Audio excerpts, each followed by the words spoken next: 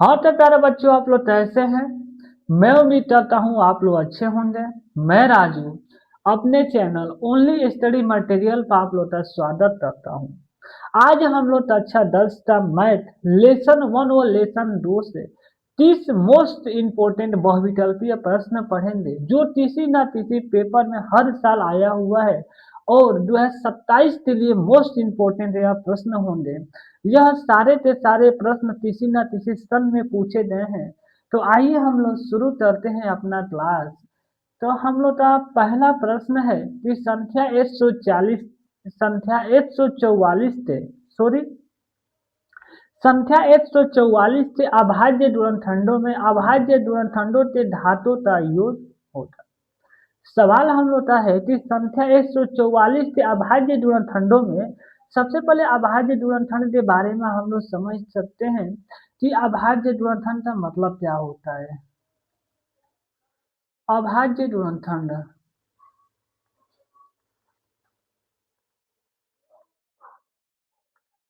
अभाज्य गुणनखंड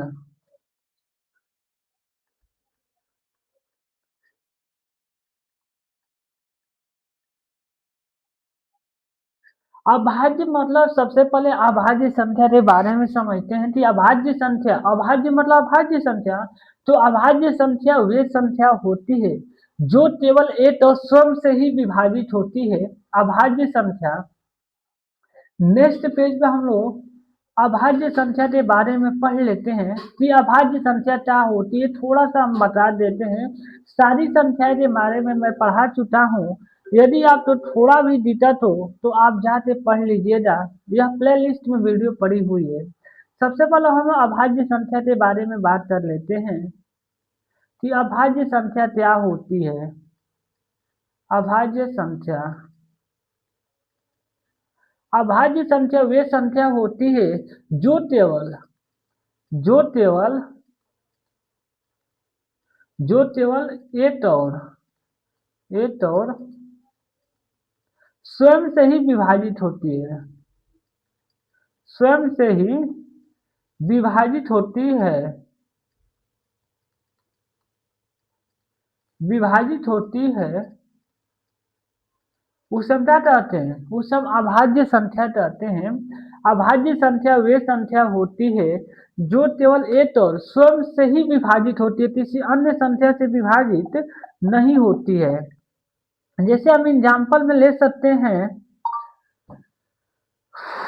2, 3, 5, 7, 11।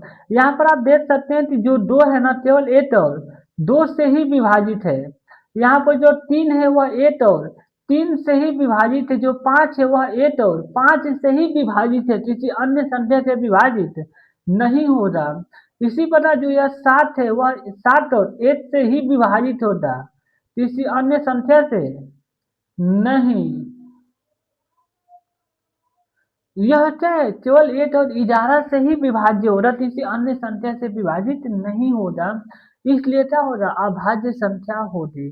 अभाज्य संख्या वे संख्या होती है जो केवल एक और स्वयं से ही विभाजित होती है। तो आइए हम अपने सवाल की ओर बढ़ते हैं। हम लोग का पहला सवाल है कि संख्या 144 के अभाज्य गुणनखंडों में, गुणनखंड मतलब देखिए गुणन मतलब गुणा क्या होता है? गुणा। और खंड मतलब उस संख्या का एक भाग, मतलब किसी भी संख्या को ऐसे खंड के रूप में तोड़ कर लिखिए जो क्या हो वह संख्या अभाज्य हो। मतलब अभाज्य संख्या के गुणनफल के रूप में क्या करना है? व्यक्त करना है। और जो अभाज्य संख्या की घात प्राप्त होगी वही हमसे सवाल में पूछा है। यह प्रश्न 2023 में पूछ चुका है। तो सबसे पहले संख्या 144 का हम क्या करेंगे? अभाज्य गुणनखंड तोड़ेंगे अभाज्य गुणनखंड के रूप में। सबसे पहले इस संख्या को 2 से भाग देंगे। 2 7 14, 2 दूना 4। फिर 2 से भाग देंगे। 2 3 6, 2 6 12। फिर 2 से भाग देंगे। 2 1 2, 2 8 16। फिर 2 से भाग देंगे। 2 9 18। फिर 2 3 से भाग करेंगे तो 3 के लिए 3 9, 3 1 3। तो क्या हो जाएगा? यह संख्या, इस संख्या को हम लिख सकते हैं 144। तो संख्या 144 हम लिख सकते हैं 2 इंटू 2 इंटू 2 इंटू 2 1 2 3 4। इंटू तीन लिख सकते हैं, क्योंकि दो चार बार है और तीन दो बार है। अब इसको हम क्या लिख सकते हैं, दो की पावर चार भी लिख सकते हैं। किसी भी संख्या का पावर का मतलब होता है उस संख्या का उतना बार आपस में गुणा करना है। इंटू तीन की पावर दो, क्योंकि दो भी एक अभाज्य संख्या और तीन भी एक अभाज्य संख्या है, और इन्हीं की जो पावर है वो क्या पूछा है, घातों का योग बोला है। यहाँ पर ध्यान दीजिए कि घातों का योग बोला है, पावर का सम बोला है। तो यहाँ पर घातों का योग क्या हो जाएगा, चार प्लस दो बराबर छः। हम लोग का फाइनल आंसर क्या हो जाएगा, छः हो जाएगा। तो हम लोग का फाइनल आंसर डी है।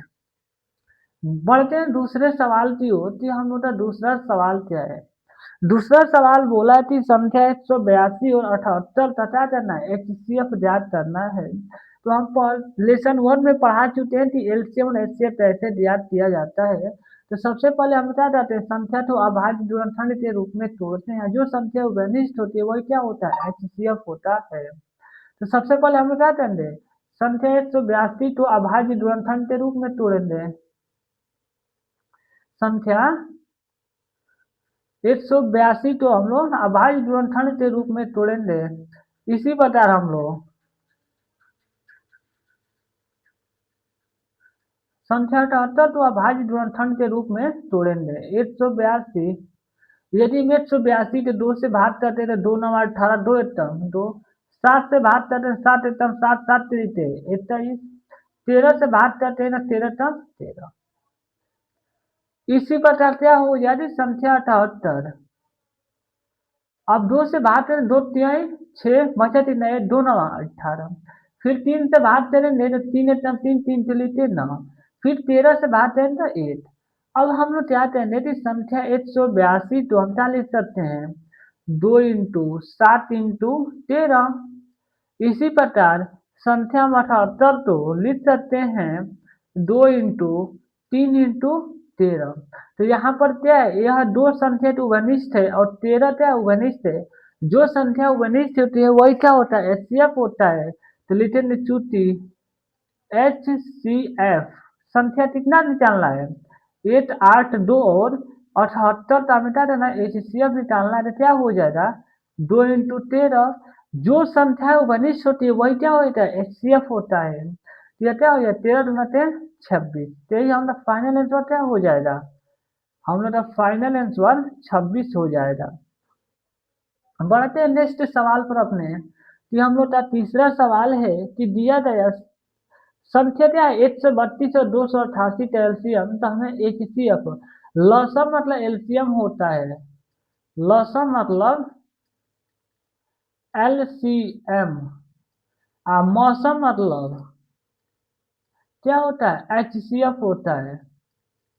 तो सबसे पहले हम सूत्र लिखवा देते हैं जो कि हम लेसन वन में पढ़ा चुके हैं, फिर भी यहाँ पर हम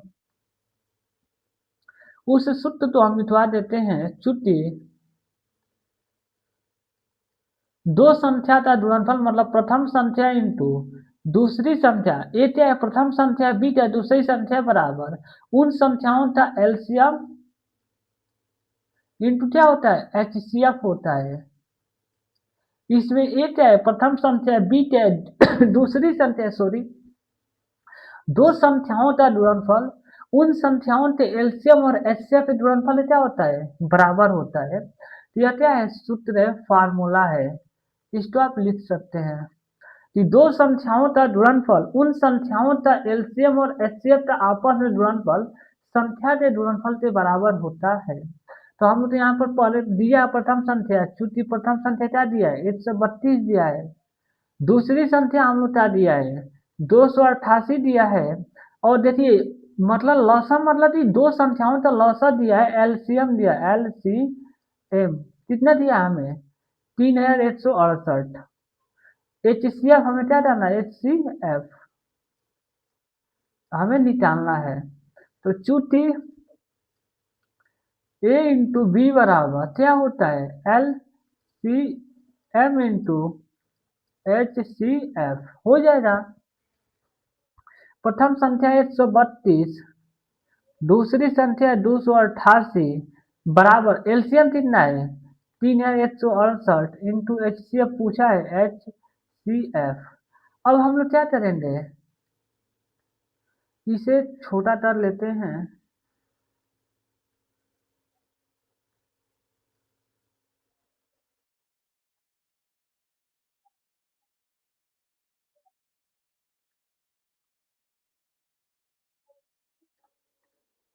ठीक। अब हम लोग इसको देखेंगे कि चूंकि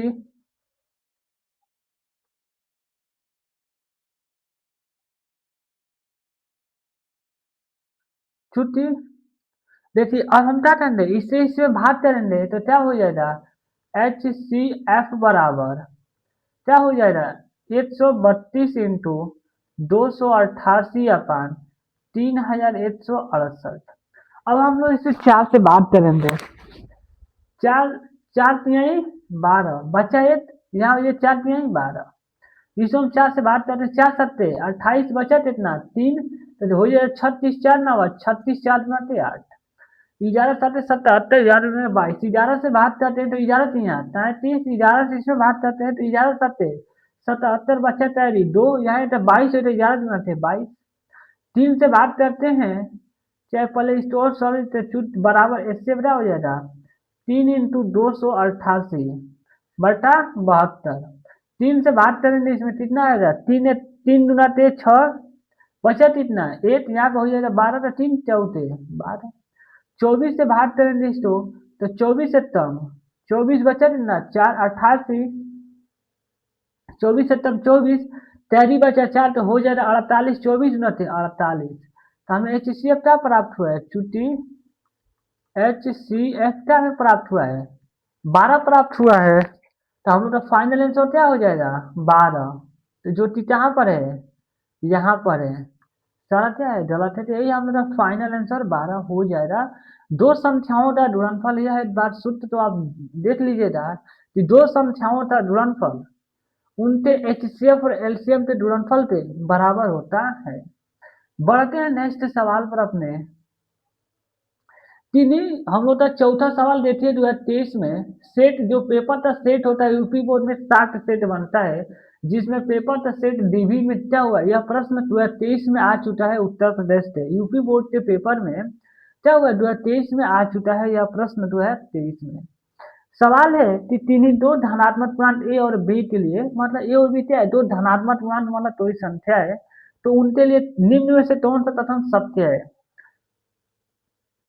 अभी हम पीछे बताते आए हैं कि दो संख्याओं का गुणनफल a इंटू बी बराबर क्या होता है, LCM into H C F होता है, LCM into H C F होता है, एच सी एफ होता है। अब देखिए ए बराबर मौसा इंटू बी क्या हो जाएगा, गलत हो जाएगा, क्योंकि ए बराबर नीचे लेंगे क्या हो जाएगा भाग में जाएगा, यहाँ गुणा नीचे तो भाग में हो जाएगा, इसे ए बराबर क्या हो जाएगा L C M into H C F अपन क्या हो जाएगा बी हो जाएगा, जो कि यहाँ क्या है गुणा में है, फिर ए इंटू बी बराबर लॉस, ए इंटू ए इंटू बी बराबर क्या है लॉस इंटू मस है, बस केवल लॉस नहीं है, और क्या है यह भी गलत है। अब बी बराबर मौसा इंटू लॉस, बी बराबर मौसा इंटू लॉस हो जाए नहीं, यदि हम बी बराबर निकालते हैं क्या हो जाएगा लॉ L C M into H C F अपान क्या हो जाएगा ए हो जाएगा, तो ये भी क्या है गलत है। ए इंटू बी प्रथम संख्या इंटू दूसरी संख्या बराबर मौसा इंटू लॉस, यदि आप मौसा तो पहले लिखे या लॉस तो पहले लिखे बात वही है, तो हम क्या है फाइनल आंसर डी हो जाएगा। बढ़ते अपने नेक्स्ट सवाल पर, पांचवें सवाल की ओर। हम लोग का पांचवा सवाल क्या है, हम लोग का पांचवा सवाल है कि यदि संख्या 26 156 का लॉस है 156 हो तो मकसद याद कीजिए। बोला है कि संख्या 26 और 156 का लॉस मतलब एलसीएम 43 ने दिया है, ए बराबर हमें क्या दिया है 26 दिया है, बी बराबर हमें क्या दिया है 156 दिया है, बी बराबर 156 दिया है, और सी बराबर हमें क्या पूछा, हमें एच सी एफ हमें पूछा है, एलसीएम हमें दिया है, एलसीएम हमें क्या ये दिया हुआ है, एलसीएम कितना दिया है हमें 156 दिया है। अब हमें एच सी एफ याद करना है, एच सी एफ बराबर क्वेश्चन मार्क है, चूंकि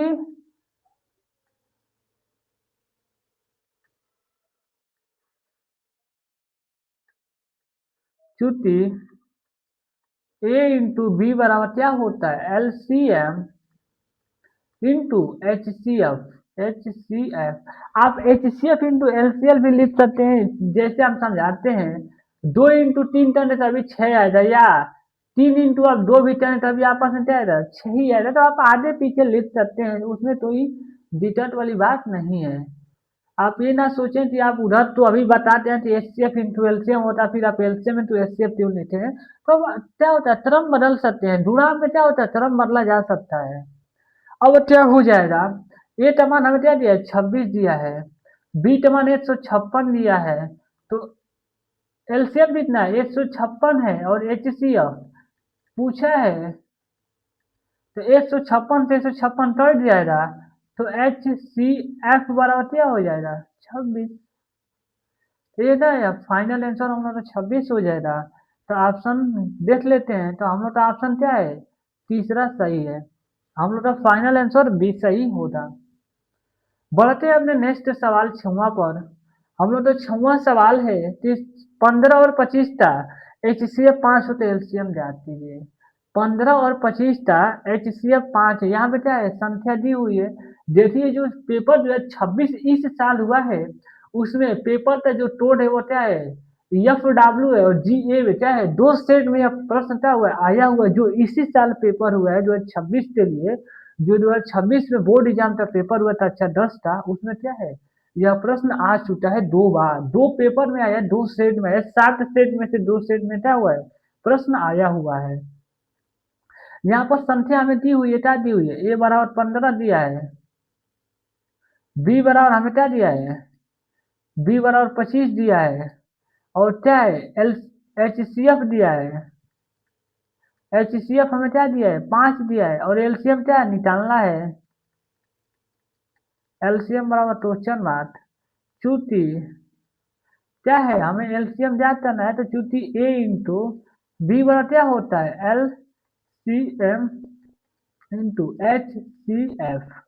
ए का मान क्या है, 15 है, बी का मान 25 है, बराबर एलसीएम हमें ज्ञात करना है। एच सी एफ मान कितना दिया है, 5 दिया है, तो 5 दिया है 15। तो एलसीएम बराबर एल सी एम आता है 25 दिया 75। तो हम लोग फाइनल आंसर क्या हो जाएगा, 75 हो जाएगा। तो हम लोग आंसर क्या सही है, फाइनल आंसर हमारा बी सही है। एक बार और इस सवाल को दोहरा देते हैं। इस सवाल में केवल उसी फार्मूला का उपयोग करना है जो अभी हम पीछे बताते हैं कि दो संख्याओं का गुणनफल उनके एलसीएम और एचसीएफ के गुणनफल से क्या होता है, बराबर होता है। वही सवाल में बोला था कि 15 और 25 का एचसीएफ दिया है, तो प्रथम संख्या 15 हो जाएगा, दूसरी संख्या 25 हो जाएगी। संख्या का एचसीएफ दिया, एलसीएम ज्ञात करना है, तो वही फार्मूला लगाएंगे, प्रथम संख्या इंटू दूसरी संख्या बराबर एलसीएम इंटू एचसीएफ। अब हम लोग का क्या है, 7वां सवाल की ओर बढ़ते हैं कि हम लोग का 7वां सवाल है। इस सवाल में थोड़ा सा समझने वाली बात है।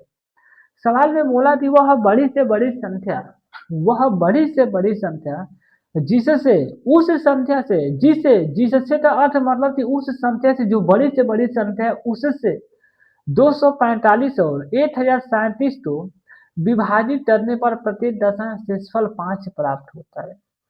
सवाल का कहने का अर्थ है कि वह बड़ी से बड़ी संख्या ज्ञात कीजिए जिससे, मतलब उस संख्या से जो हमें ज्ञात करनी है, यदि हम 245 और 1037 में भाग करते हैं तो प्रत्येक दशमलव क्या होता है, 5 शेषफल प्राप्त होता है।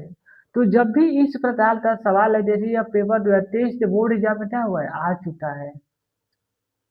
जब भी ऐसा सवाल बोले कि वह बड़ी से बड़ी संख्या जाती है जिससे दी गई संख्या में भाग देने पर इतना इतना शेषफल प्राप्त होता है, तो सबसे पहले हम क्या करते हैं, इस शेषफल को संख्या में से घटाते हैं, और क्या करते हैं, उन जो संख्या प्राप्त होती है उसे हम क्या कर लेते हैं, एचसीएफ निकाल लेते हैं। यहाँ लिखते हैं सोल्यूशन, संख्या डाटा तो क्या करते हैं, हम एचसीएफ निकालते हैं, तो क्या हो जाएगा, प्रथम संख्या ए बराबर क्या हो जाएगा, 245 माइनस 5 हो जाएगा, तो ए बराबर 240। फिर दूसरी संख्या क्या हो जाएगा, बी बराबर 1037, -5 हो जाते हैं, तो प्रत्येक दशा में हर एक मतलब प्रत्येक दशा मतलब प्रत्येक में भाग देना क्या है, शेषफल 5 प्राप्त हो रहा है, तो बी बराबर क्या हो जाएगा 1032, 1032। अब हम क्या करते थे 240 और 1032 का हम क्या करेंगे HCF ज्ञात करेंगे।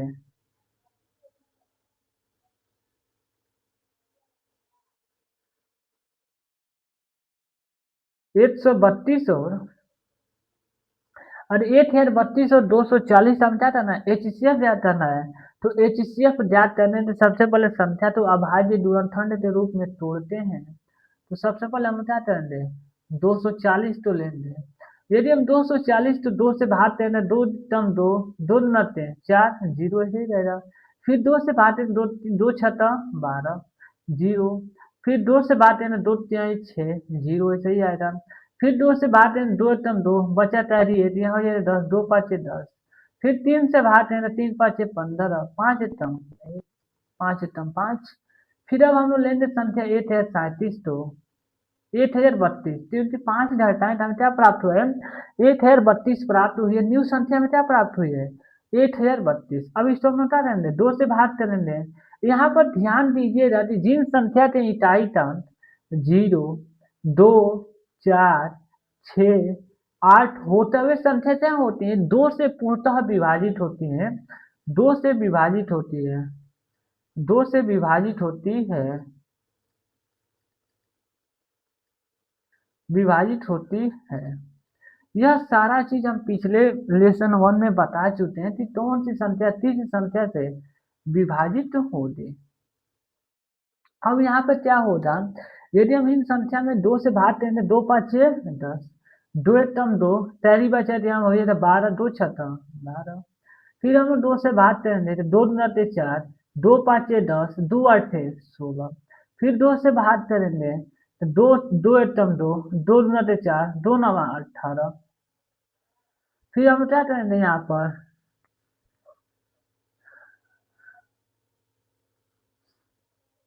3 से भाग करेंगे तो 3 चौथे 12, 3 तिलीते 9। फिर क्या करेंगे 43 से भाग करेंगे तो 43 कम 43। तो यहाँ पर हम संख्या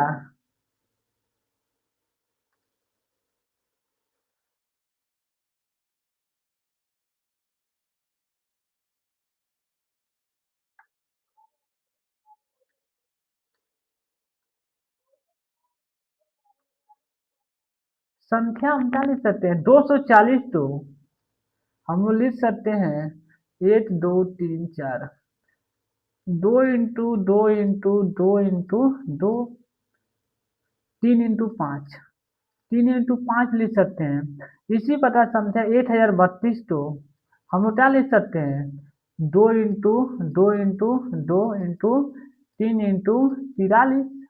और जो संख्या इनमें उभयनिष्ठ है वही क्या हो जाएगा HCF हो जाएगा। तो इनमें संख्या दो क्या है उभयनिष्ठ है, यहाँ पर भी दो क्या है उभयनिष्ठ है, यहाँ पर भी दो क्या है उभयनिष्ठ है, यहाँ पर 3 क्या है उभयनिष्ठ है। तो लिखेंगे अतः बड़ी से बड़ी संख्या, लिखेंगे अतः बड़ी से बड़ी संख्या, बड़ी से बड़ी संख्या, संख्या क्या हो जाएगी 2 इंटू 2 इंटू 2 इंटू 3 हो जाएगा, क्योंकि यह दो 3 बार उभयनिष्ठ है और 3 एक बार उभयनिष्ठ है।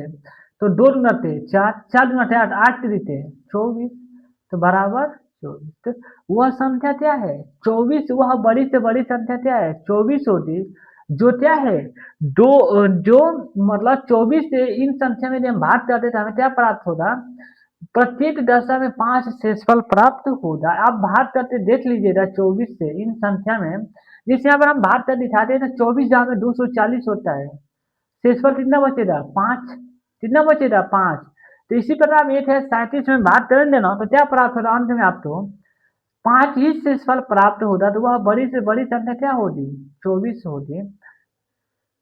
फिर एक बार इस सवाल को समझा देते हैं। तो यह सवाल बोला था कि वह बड़ी से बड़ी संख्या ज्ञात कीजिए जिससे 245 और 37 तो विभाजित टन है प्रत्येक दशमलव प्राप्त होता है, 5 शेषफल प्राप्त होता है। तो जब भी इस प्रकार से सवाल बोले कि वह बड़ी से बड़ी संख्या जाती है जिससे इतना और मतलब इतना और इतना भाग देने पर शेषफल इतना प्राप्त होता है, तो सबसे पहले शेषफल तो संख्या में से घटाते हैं और जो हमें संख्या प्राप्त होती है उसका एचसीएफ जो होता है ना वही बड़ी से बड़ी संख्या होती है। क्योंकि हम एलसीएम और एचसीएफ में यह पढ़ा चुके हैं कि एचसीएफ का मतलब क्या होता है और एलसीएम का मतलब क्या होता है। तो आप लेसन वन जाके पढ़ चुके हैं, वहां पर मैं बहुत विरोध से बताऊं एलसीएम और एचसीएफ का मतलब क्या होता है। अब हम लोग 8वीं सवाल की ओर बढ़ेंगे कि हम लोग का 8वां सवाल क्या है। तो हम लोग का 8वां सवाल है कि दी गई संख्या 0, 1, 2 और 8 में अभाज्य संख्या कौन सी है। तो यहाँ पर अभाज्य संख्या कौन सी है, 0 अभाज्य संख्या नहीं है, 1 भी अभाज्य संख्या नहीं है।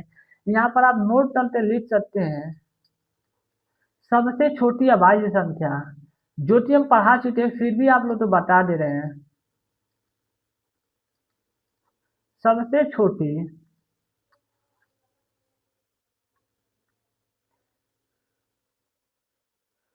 सबसे छोटी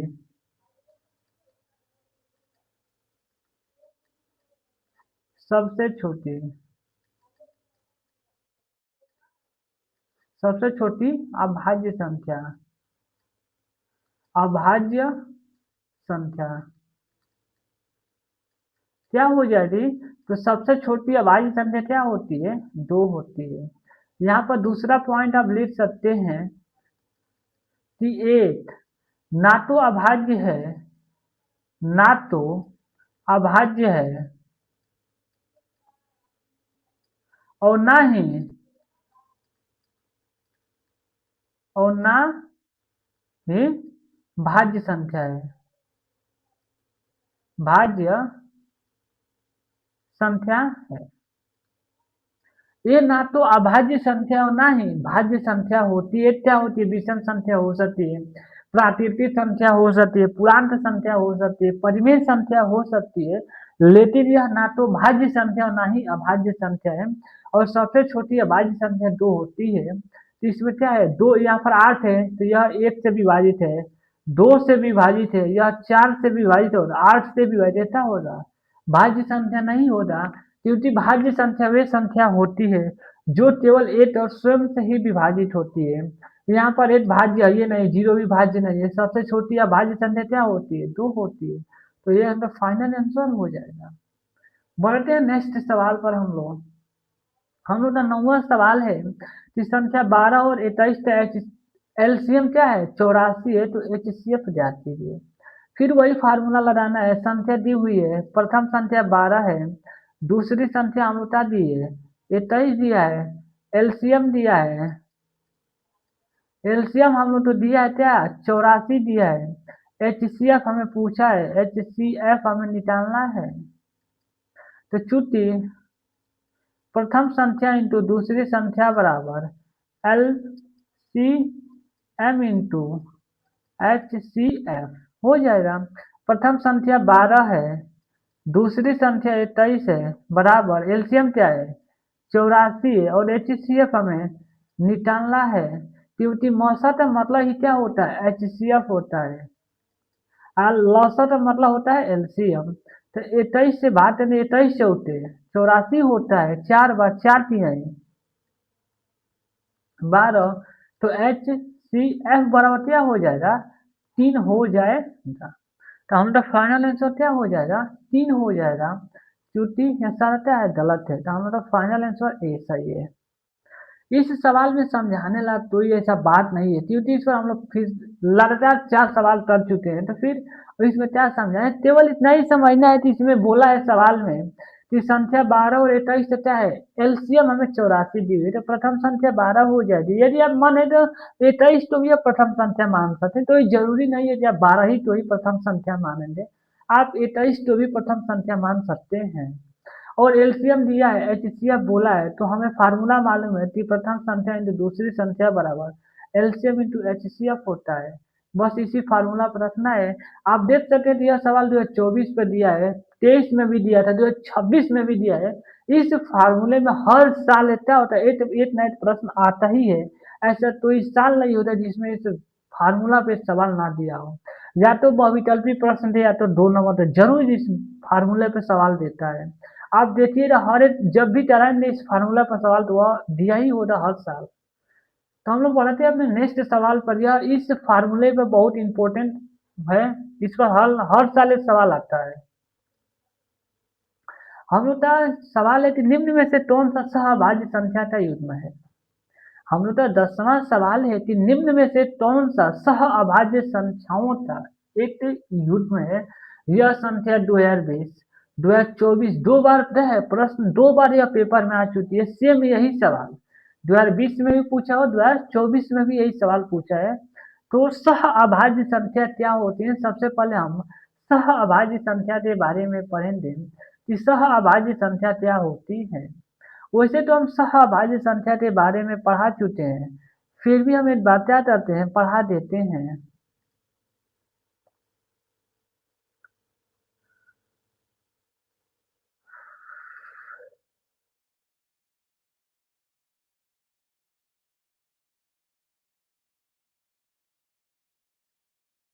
सहअभाज्य संख्या क्या होती है? थोड़ा सा थंबनेल चेंज कर, स्लाइड का कलर चेंज कर लेते हैं।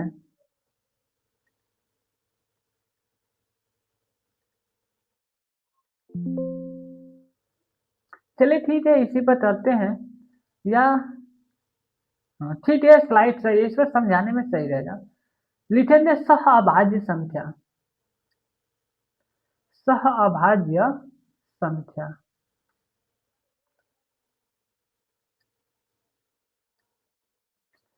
सहअभाज्य संख्या,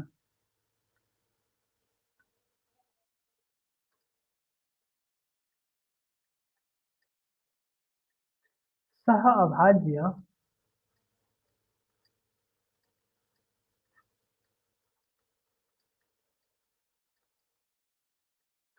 सहअभाज्य संख्याएं।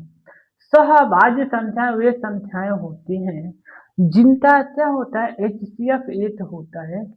ऐसी दो या दो से सहअभाज्य संख्या जब भी पूछेगा तो वहां पर कम से कम दो संख्या जरूर देगा और पूछेगा कि निम्न में से कौन सा सहअभाज्य संख्या का युग्म है। युग्म का मतलब होता है जोड़ा। तो हम लोग क्या लिखते हैं कि लिखते हैं पहले सहअभाज्य संख्या, ऐसी दो या दो से अधिक संख्याएं, ऐसी दो या दो से अधिक, दो या दो से अधिक, दो से अधिक संख्याएं, अधिक संख्याएं जिनका जिनका मौस एच सी एफ क्या होता है, एक होता है, एक होता है, उसे हम क्या कहते हैं, उसे सहअभाज्य संख्या, सह सहअभाज्य,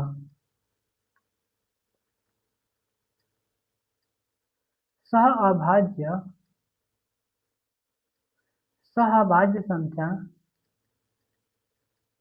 संख्या कहते हैं, कहते हैं। सहअभाज्य संख्या क्या होती है? सहअभाज्य संख्या वे संख्याएं होती हैं जिनका एचसीएफ क्या होता है, 8 होता है, उसे हम सहअभाज्य संख्या कहते हैं। ऐसी दो या दो से अधिक संख्याएं जिनका मौसा मतलब एचसीएफ 8 होता है वे क्या होती हैं, सहअभाज्य संख्याएं कहलाती हैं। जैसे 2 3 ले लेते हैं, 5 7 और 11 ले लेते हैं, तो क्या है, सहअभाज्य संख्या है। 11 19 ले लेते हैं, अभी क्या है, सहअभाज्य संख्या है। 7 और क्या ले लेते हैं, 25 ले लेते हैं, अभी क्या है, सहअभाज्य संख्या है, क्योंकि इनका एचसीएफ क्या होता है, 8 होता है। इसी तरह 18 19 और क्या ले लेते हैं, 20 ले लेते हैं, अभी क्या है, सहअभाज्य संख्या है, क्योंकि इनका एचसीएफ क्या होता है, 8 ही होगा। तो ऐसी दो या दो से अधिक, दो या दो से अधिक भी संख्याएं हो सकती हैं जिनका यदि एचसीएफ 8 प्राप्त होता है तो वे संख्या क्या होती हैं, सहअभाज्य संख्याएं होती हैं। तो आइए हम लोग अपने नेक्स्ट सवाल पर चलते हैं। हम लोग का 10वां सवाल है कि निम्न में से कौन सा सह अभाज्य संख्याओं का एक युग्म है। तो यहाँ पर 32 और 34 इनका क्या है, दो ही, पहले ही 2 से 32 में थे, 32 क्या है 2 से विभाजित है, और 62 भी 2 से विभाजित है। तो इसका HCF एक तो हो जाना ही, क्योंकि HCF वह छोटी वह संख्या होती है, बड़ी से बड़ी संख्या जो इनमें देने में विभाजित हो जाती है। तो इनमें तो पहले ही क्या है, 32 भी 2 से विभाजित है, 62 भी 2 से विभाजित है, यह भी नहीं होगा। इसी पर 31 और 93 लेते हैं, तो यह क्या है, 3 से 31 93, इसका मतलब कि 31 से ही विभाजित है, तो इनका HCF एक तो होगा नहीं, HCF इनका 31 होगा। यहाँ पर 18 और 25 लेते हैं, 14 और 35 लेते हैं, तो यहाँ देखिए 2 इंटू 14 तो हम क्या लिख सकते हैं, 2 इंटू 7 लिख सकते हैं, 2 इंटू 7, 2 इंटू 7 लिख सकते हैं। देखिए 35 हम क्या लिख सकते हैं, 5 इंटू 7, तो यहाँ 7 कॉमन है, तो इनका HCF क्या होता है, 7 हो जाएगा। यहाँ पर एक मात्र 18 और 25 ऐसी संख्या है जिनका HCF 8 होता है, आप निकाल के चेक कर लीजिएगा। ऐसा देखिए 2 तो लिख सकते हैं, 2 इंटू चाहे 2 इंटू 3 इंटू 3, अब 25 तो लिख सकते हैं 5 इंटू 5, 3 में क्या है, कोई ऐसी संख्या नहीं क्या हो जो घनिष्ठ हो, तो इनका HCF क्या हो जाएगा, 8 हो जाएगा। इसी तरह में 31 तो लिखते हैं, तो 31 तो हम क्या लिख सकते हैं, 31 लिख सकते हैं हम, 93 तो लिख सकते हैं 3 इंटू 31, तो यहाँ पे क्या है 31 कॉमन है, तो इनका HCF 31 हो जाएगा। इसी प्रकार 32 और जो 62 है, ये भी क्या है, इनमें दो घनिष्ठ हो जाएगा। तो जिन संख्याओं का HCF 8 होता है वही सहभाज्य संख्याएं होती हैं, तो इनमें क्या हो जाएगा, 20 सहभाज्य संख्या हो जाएगी। अब हम लोग बढ़ते हैं अपने नेक्स्ट सवाल पर। हम लोग का नेक्स्ट सवाल है कि 15, 18 और 24 का एलसीएम होगा। 15, 18 और 24 का लसम मतलब एलसीएम ज्ञात करना है। तो सबसे पहले हम लोग 15 तो क्या लिख सकते हैं, यहाँ पर हम लोग अब अभाज्य गुणनखंड के रूप में आपको हम तोड़ के दिखा चुके हैं। यह सवाल क्या है, 2020 में पूछा हुआ है। अब हम लोग संख्याओं तो अभाज्य गुणनखंड के रूप में थोड़ा सा डायरेक्ट तोड़ेंगे। अब हम लोग क्या करेंगे, अभाज्य जिसे अभी हम तोड़ते आए हैं उस विधि का प्रयोग नहीं करेंगे, थोड़ा सा हम डायरेक्ट करेंगे। तो 15 तो हम 3 इंटू 5 लिख सकते हैं, 3 5 15, क्योंकि 3 भी अभाज्य संख्या है, 5 भी अभाज्य संख्या है। इसी तरह हम क्या करेंगे, संख्या 18 तो कैसे तोड़ेंगे, 2 इंटू 3 इंटू 3, 3 3 9 18 हो जाएगा। इसी तरह हम 24 तो यदि लेते हैं तो यह क्या हो जाएगा, 2 इंटू 2 इंटू 2 इंटू 3, 2 9 4 9 8 तो इनमें कॉमन क्या है, 3 है, इनमें 3 क्या है, संख्या कॉमन है, तो इनको क्या करेंगे, केवल 8 बार लिखेंगे। जो संख्याएं उभयनिष्ठ होती है उनको केवल 8 बार लिखा जाता है। तो लिखेंगे LCM बराबर क्या हो जाएगा, 2 इंटू 2 इंटू 2 इंटू 2 हो जाएगा, इंटू 3 इंटू 3, क्योंकि यह तीनों क्या है, उभयनिष्ठ है, तीनों में से केवल इनको 8 बार लिखा जाएगा। जो संख्या उभयनिष्ठ होती है उनको एलसीएम निकालते समय केवल 8 बार लिखा जाता है। तो यहाँ पर एक 3 है, 2 हो गया, अब बचा क्या है 5, अब 2 नटे 4, 4 नटे 8, 8 नटे 16, 16 5 80, इंटू 3 लिखते 9, 9 8 72, 720, तो इनका एलसीएम क्या हो जाएगा 720। एक बार और करते हैं, 2 नटे 4, 4 नटे 8,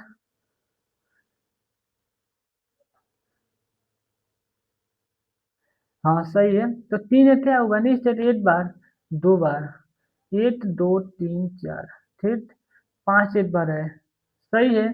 तो 2 दूना 4, 4 दूना 8, 8 दूना 16, 16 5 80, और 3 के लिए 3 9, 9 8 72, 720। इसमें ऑप्शन नहीं दिया तो हम लोग ऑप्शन डी बना लेते हैं, 720।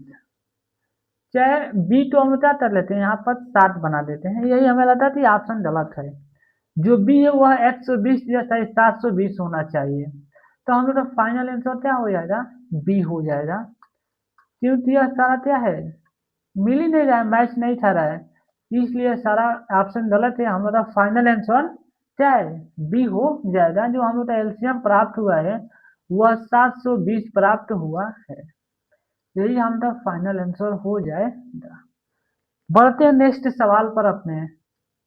हम लोग का नेक्स्ट सवाल है कि दिया है संख्या 99 और 153 का जो मौसम मतलब एचसीएफ है, मौसम क्या है, एचसीएफ क्या है, 9 है। तो लॉस ज्ञात करना है, तो अभी उससे उसी फार्मूला का उपयोग करना है। हम लोग की प्रथम संख्या क्या हो जाएगी 99, दूसरी संख्या हम लोग की 153 हो जाएगी। एच सी एफ दिया हुआ है, एच सी एफ कितना दिया है, 9 दिया है।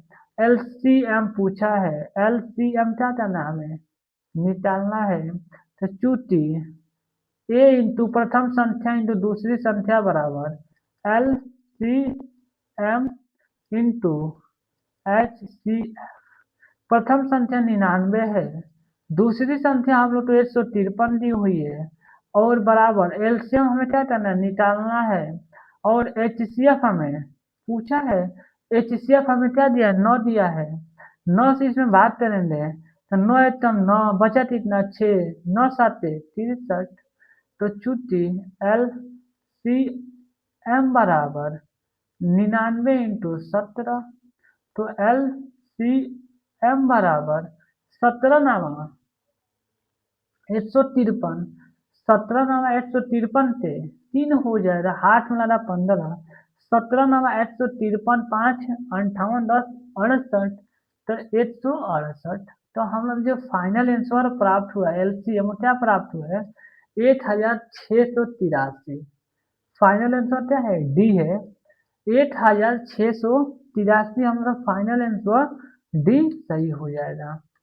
फिर एक बार इस सवाल को हम रिपीट कर देते हैं। बोला था सवाल में कि दिया है संख्या 99 और 153 का लौसत इतना है 9 है, और हमें मौसम मतलब एलसीएम ज्ञात करना है। लौसम मतलब एचसीएफ होता है, मौसम मतलब एलसीएम होता है। तो हमें एचसीएफ और प्रथम संख्या उनको दूसरी संख्या दे दिया गया है, हमें क्या वो एलसीएम बोला है। तो हम जानते हैं चूंकि प्रथम संख्या इंटू दूसरी संख्या बराबर एलसीएम इंटू एचसीएफ होता है। प्रथम संख्या 99 दिया हुआ था, दूसरी संख्या 153 दिया था, एलसीएम हमें निकालना एचसीएफ दिया है। तो क्या करते हैं, इस 9 से इसमें भाग देते दिया, दूरा नीचे तो बाहर में होता, हम डायरेक्ट काट दिए हैं। 17 नंबर 153 आया है, फिर 17 से गुणा किए हैं तो ये प्राप्त हुआ है। तो हमारा फाइनल आंसर 1683 या 1683 होगा। बढ़ते हैं अपने नेक्स्ट सवाल पर। हम लोग का नेक्स्ट सवाल देखिए, यह प्रश्न 2026 में आया हुआ है। आप समझ सकते हैं कितना यह इम्पोर्टेंट क्वेश्चन है, जो हर साल किसी न किसी पेपर में आए हुए हैं, जो हर साल आए हुए हैं। वही हम प्रश्न लेसन 1 और लेसन 2 से लेते आए हैं। इसी तरह हम दो दो लेसन से चलते हुए 40-50 बहुविकल्पी, जब एक लेसन से 20-20 बहुविकल्पी कर ले जाएंगे तो हमारे पेपर में मात्र कितना है, 20 बहुविकल्पी आ रहा है। एक भी बहुविकल्पी नहीं ऐसा होगा जो हमें क्या है बिना पढ़ाया हुआ आ जाए। हर एक प्रश्न हम लोग पेपर में फंसा देंगे कि जो ऐसा कोई प्रश्न नहीं आएगा जो हम लोग ना पढ़ाएं, जो हम नहीं पढ़ाए हों। तो यदि आपको विश्वास नहीं है तो आप देख सकते हैं 2026 का ये प्रश्न आया हुआ है पेपर में। चलिए अपने सवाल पर हम लोग बढ़ते हैं। हम लोग का 13 सवाल है कि दो संख्याओं का एचसीएफ और एलसीएम क्रमशः इतना है, उनमें एक संख्या 72 दूसरी संख्या ज्ञात थी। ये सेम उसी फार्मूला पे आप देख सकते हैं कि बस क्या तरह इधर उधर करके दे रहा है, या कितना पेपर का तोड़े एफ वाई, बस थोड़ा सा संख्या चेंज करते सेम उसी फार्मूला पर सवाल दे रहा है। दिया है कि दो संख्याओं के एचसीएफ और एलसीएम क्रमशः इतना है। क्या दिया है हमें, एलसीएम दिया है, एल सी एम हमें कितना दिया है 360 दिया है एलसीएम। एच सी एफ कितना हमें दिया है 24 दिया है। क्या बोला है, एक संख्या प्रथम संख्या 72 दिया है और दूसरी संख्या हमें ज्ञात करना है। चूंकि हम जानते हैं कि a इंटू प्रथम संख्या इंटू दूसरी संख्या बराबर L C M into H C F, यही होता है। प्रथम संख्या हमें क्या दिया है 72 दिया है, इंटू दूसरी संख्या निकालना है, एलसीएम 360 दिया है, एचसीएफ क्या दिया है 24 दिया है, 24 दिया 72 होता है। और 3 से भाग देना, 3 एकम 3, तो बी बराबर 3 एकम 3, 3 दूना 6 0, तो हम लोग दूसरी संख्या क्या हो जाएगी 120। फाइनल आंसर डी सही होगा। फिर एक बार इस सवाल को दोहरा देते हैं कि इस सवाल में दिया था हमने कि दो संख्याओं के एचसीएफ और एलसीएम कितना है 24 और 360 है। यदि एक संख्या मतलब प्रथम संख्या 72 हो तो दूसरी संख्या ज्यादा, ये हो कि मतलब ज्यादा है। सेम फार्मूला लगाएं जो पिछले सवाल में हम लोग लगाते हुए आए हैं। एलसीएम दिया है, एचसीएफ दिया है, प्रथम संख्या दी हुई दूसरी संख्या निकालना है। चूंकि प्रथम संख्या इंटू दूसरी संख्या पर एलसीएम इंटू एचसीएफ होता है, हमें प्रथम संख्या कितनी, प्रथम संख्या 72 है, दूसरी संख्या निकालनी है। एलसीएम 360 दिया था, एचसीएफ 24। 24 से भाग किए 72 में 3 बार दिया है, 3 से भाग किए 360 में तो 120 हमें प्राप्त हुआ है। यही हमारा फाइनल क्या हो जाएगा, आंसर हो जाएगा। बढ़ते अपने नेक्स्ट सवाल पर। हम लोग का नेक्स्ट सवाल है कि दिया है, क्या दिया, एचसीएफ दिया है संख्या 2520, संख्या 2520 और 6600 मतलब 6600 का एचसीएफ 40 जुड़ा है। यह भी प्रश्न सीबीएसई बोर्ड, देखिए सीबीएसई बोर्ड का मैंने भी सवाल लाया है। कोई बच्चा ऐसा बोलेगा कि सर सीबीएसई बोर्ड का क्वेश्चन यूपी बोर्ड में थोड़ी आता है, तो अभी हम दिखाने दे आगे कि वह क्वेश्चन सीबीएसई बोर्ड और यूपी बोर्ड दोनों ने वही सेम क्वेश्चन उठाते पूछा है। ऐसा नहीं है, क्योंकि सीबीएसई में भी एनसीईआरटी चलता है और यूपी में भी क्या चलता है, एनसीईआरटी चलता है, तो कोई भी प्रश्न आ सकता है, तो जरूरी थोड़ी है। देखिए सेम वही फार्मूला पर, उसी फार्मूला पर सीबीएसई बोर्ड ने भी सवाल पूछा है। तो इसमें हम लोग तो प्रथम संख्या क्या हो जाएगी, 2520 हो जाएगा। 2520 प्रथम संख्या है। दूसरी संख्या हम लोग तो 6600 दिया है। हमें क्या दिया, एचसीएफ दिया हुआ है, एचसीएफ 40 दिया है। और एलसीएम, एलसीएम हमें क्या करना है, निकालना है। एचसीएफ देखिए, तो चूंकि हम जानते हैं फार्मूला क्या होता है, प्रथम संख्या इंटू दूसरी संख्या बराबर L C M into H C F होता है। हमने तो प्रथम संख्या क्या दिया है, 2520 दिया है। हमने तो प्रथम संख्या 2520 दिया हुआ है। दूसरी संख्या हमने तो 6600 दिया है। अब बराबर एलसीएम हमें क्या करना है, ज्ञात करना है। एलसीएम हमें निकालना है और एचसीएफ हमें 40 दिया है। जीरो से जीरो कट जाएगा, जीरो से जीरो कट जाएगा। यदि हम 4 से भाग देते हैं, 4 एकम 4, यदि हम क्या करेंगे, चूंकि एल सी एम बराबर क्या हो जाएगा, 2520 हो जाएगा इंटू 660 हो जाएगा, अपान 4 हो जाएगा, क्योंकि यह गुणा में नीचे जाते भाग में हो जाएगा। यदि हम 4 से भाग दे इसमें काटते हैं तो हमें क्या प्राप्त होगा, 2520 इंटू 4 एकम 4, 4 ही बचा 2, यहाँ पे जाते 26 हो जाएगा, 4 छक्का 24, 4 ही बचा 2, 4 पाँचे 20। अब हम क्या करना, इनका आपस में गुणा कर लेंगे, तो जो हमें प्राप्त होगा वही हमारा आंसर हो जाएगा। तो यदि हम गुणा करते हैं इनका आपस में, 2520 165, नहीं नहीं सवाल देखिए हम थोड़ा सा ध्यान नहीं दिए। सवाल में बोला है, थोड़ा सा मिस्टेक हो गया है, फिर भी चले कोई बात नहीं, फिर से हल करेंगे हम लोग। सवाल थोड़ा सा नहीं पढ़े वही दिक्कत है। सवाल में बोला है कि संख्या का एचसीएफ इतना दिया हुआ है, ठीक, एलसीएम इतना दिया है, एलसीएम निकालना नहीं है, एलसीएम हमें दिया हुआ है, कितना दिया है, एलसीएम देखिए यहाँ पर दिया है, हमें एलसीएम दिया है 252 इंटू के। हमें एलसीएम इतना दिया, के का मान निकालना है, तो के बराबर 2 हमें प्रश्न में बोला है कि संख्या 2520 और 6600 का एचसीएफ 40 है और एलसीएम क्या है 252 इंटू टे, एलसीएम 252 इंटू टे है, तो टे का मान ज्ञात कीजिए। तो चूंकि सेम वही फार्मूला लगाएंगे, चूंकि चूंकि प्रथम संख्या इंटू दूसरी संख्या बराबर L C M into H HCF हो जाएगा। प्रथम संख्या इंटू दूसरी संख्या बराबर एलसीएम इंटू HCF हो जाएगा। प्रथम संख्या इंटू दूसरी संख्या बराबर एलसीएम इंटू HCF।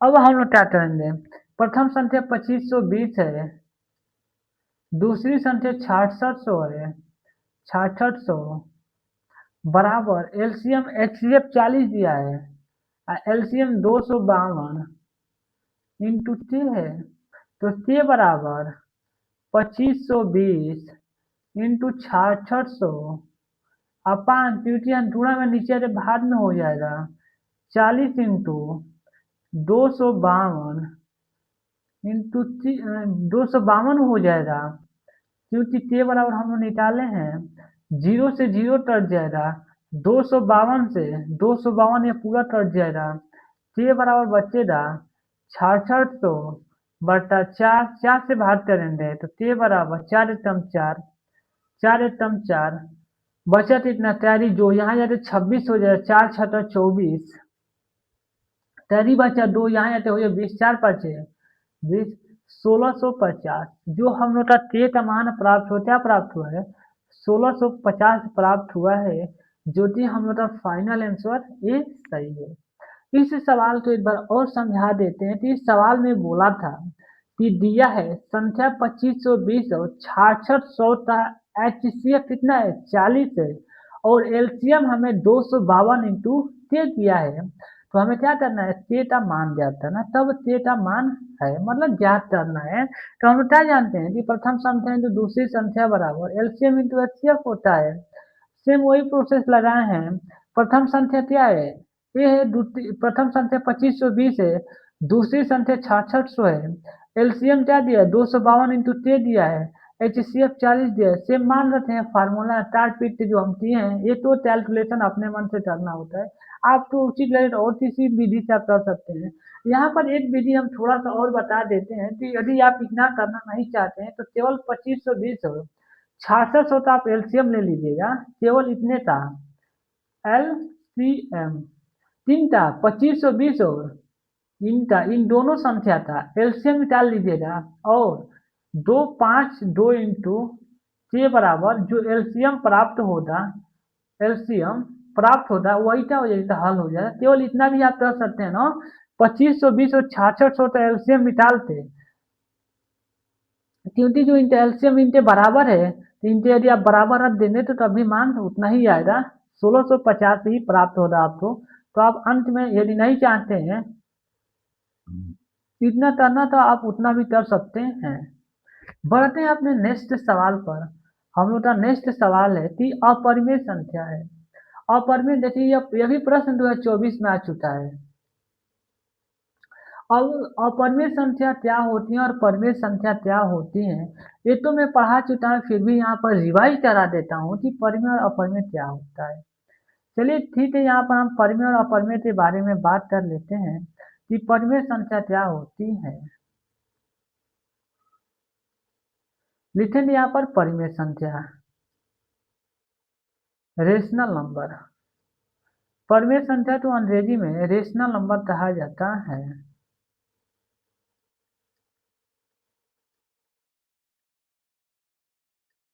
परिमेय संख्या जिसे हम इंग्लिश में रेशनल नंबर कहते हैं, रेशनल नंबर। रेशनल नंबर परिमेय संख्या क्या होती है कि परिमेय संख्या तो हम पी अपान क्यू के रूप में क्या करते हैं लिख सकते हैं।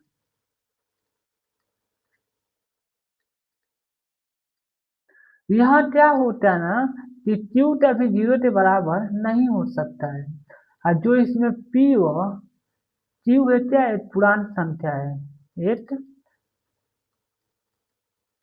पूर्णांक एक पूर्णांक संख्या है, जो इसमें पी और क्यू है क्या है पूर्णांक संख्या है। अब यहाँ पर हम समझाते हैं, एग्जाम्पल स्टेटस लेते हैं, उदाहरण। यदि परिभाषा आप लिखना चाहते हैं तो लिख सकते हैं कि वे संख्याएं जिसे हम पी अपान क्यू के रूप में व्यक्त कर सकते हैं या लिख सकते हैं उसे हम क्या कहते हैं परिमेय संख्या कहते हैं।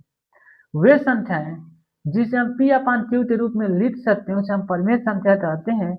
यदि आप इस संख्या के बारे में डाउट हो तो आप जाकर मेरा वीडियो देख सकते हैं, प्लेलिस्ट में पड़ी हुई है। मैंने परिमेय जितनी भी सारी संख्याएं यूपी बोर्ड के सिलेबस में सम्मिलित हैं उन सारी संख्याओं को हम पढ़ा चुके हैं पहले ही। लेसन वन शुरू करने से पहले हम लोग 3 दिन तक बेसिक मैथ में संख्या तो ही मैंने पढ़ाया है। तो आइए हम लोग शुरू एग्जाम्पल इसका लेते हैं। जैसे -5 है, ये भी क्या है परिमेय संख्या है। 0 भी एक परिमेय संख्या है। 8 भी एक परिमेय संख्या है। 5 भी एक परिमेय संख्या है। 2/3 भी एक परिमेय संख्या है। 8 भी परिमेय है। 8/2 भी परिमेय है। 5/9 भी क्या है परिमेय संख्या है। 24/9 भी क्या है परिमेय है। 18/25 भी क्या है परिमेय है। 27/90 भी क्या है परिमेय संख्या है। 22/7 क्या है परिमेय है। इसी तरह आप 2.5 लेते हैं, अभी क्या है परिमेय संख्या, क्योंकि यह शांत दशमलव प्रसार है। शांत दशमलव प्रसार परिमेय संख्या होता है। इसी तरह और ये आप एग्जाम्पल ले सकते हैं। अब हम लोग थोड़ा सा अपरिमेय संख्या के बारे में बात कर लेते हैं कि अपरिमेय संख्या क्या होती है। अपरिमेय संख्या, अपरिमेय संख्या,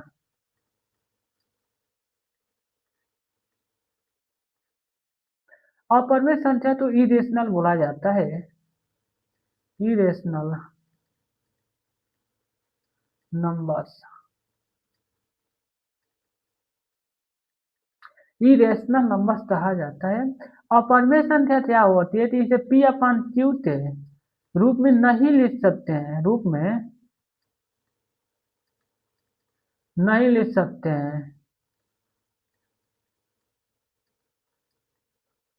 नहीं लिख सकते हैं।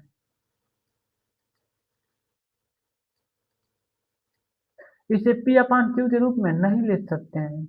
यहाँ पर जो होता है पी कभी 0 के बराबर नहीं हो सकता है। शायद मैंने पीछे यह नहीं समझाया हूँ कि पी कभी 0 क्यों नहीं हो सकता है। यहाँ पर क्यू कभी 0 क्यों नहीं हो सकता है, क्योंकि यदि आप 0 में 8, यदि आप 8 में 0 से भाग करते हैं क्या प्राप्त होता है, आपको इन्फिनिटू प्राप्त होता है। यदि आप 5 में 0 से भाग करते हैं क्या प्राप्त होता है, इन्फिनिटू अनंत प्राप्त होता है।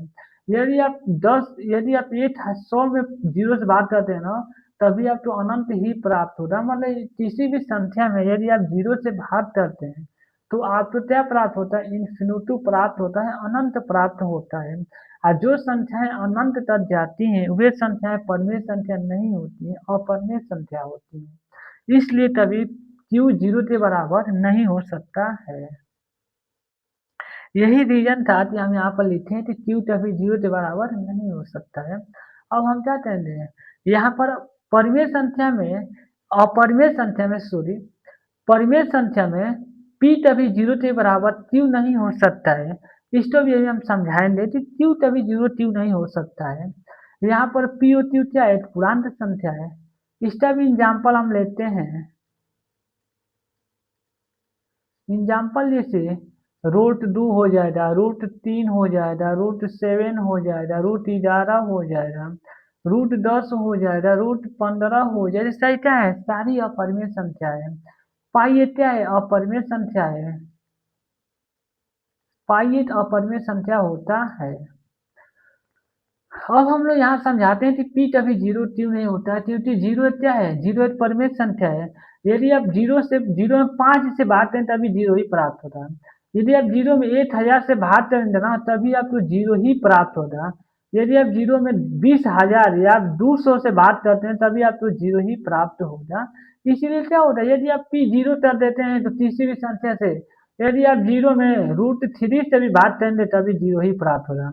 यदि 0 में √2 से भाग करेंगे तभी आपको 0 ही प्राप्त होगा। यही रीजन है कि यदि आप पी 0 कर देते हैं तो सारी संख्याएं 0 बन जाएंगे। और 0 एक परिमेय संख्या होता है तो क्या हो जाएगा, तो परिमेय संख्या हो जाएगा। इसलिए पी कभी 0 के बराबर नहीं हो सकता है। अब हम लोग अपने सवाल पर बढ़ते हैं कि हम लोग का सवाल क्या था। हम लोग का सवाल था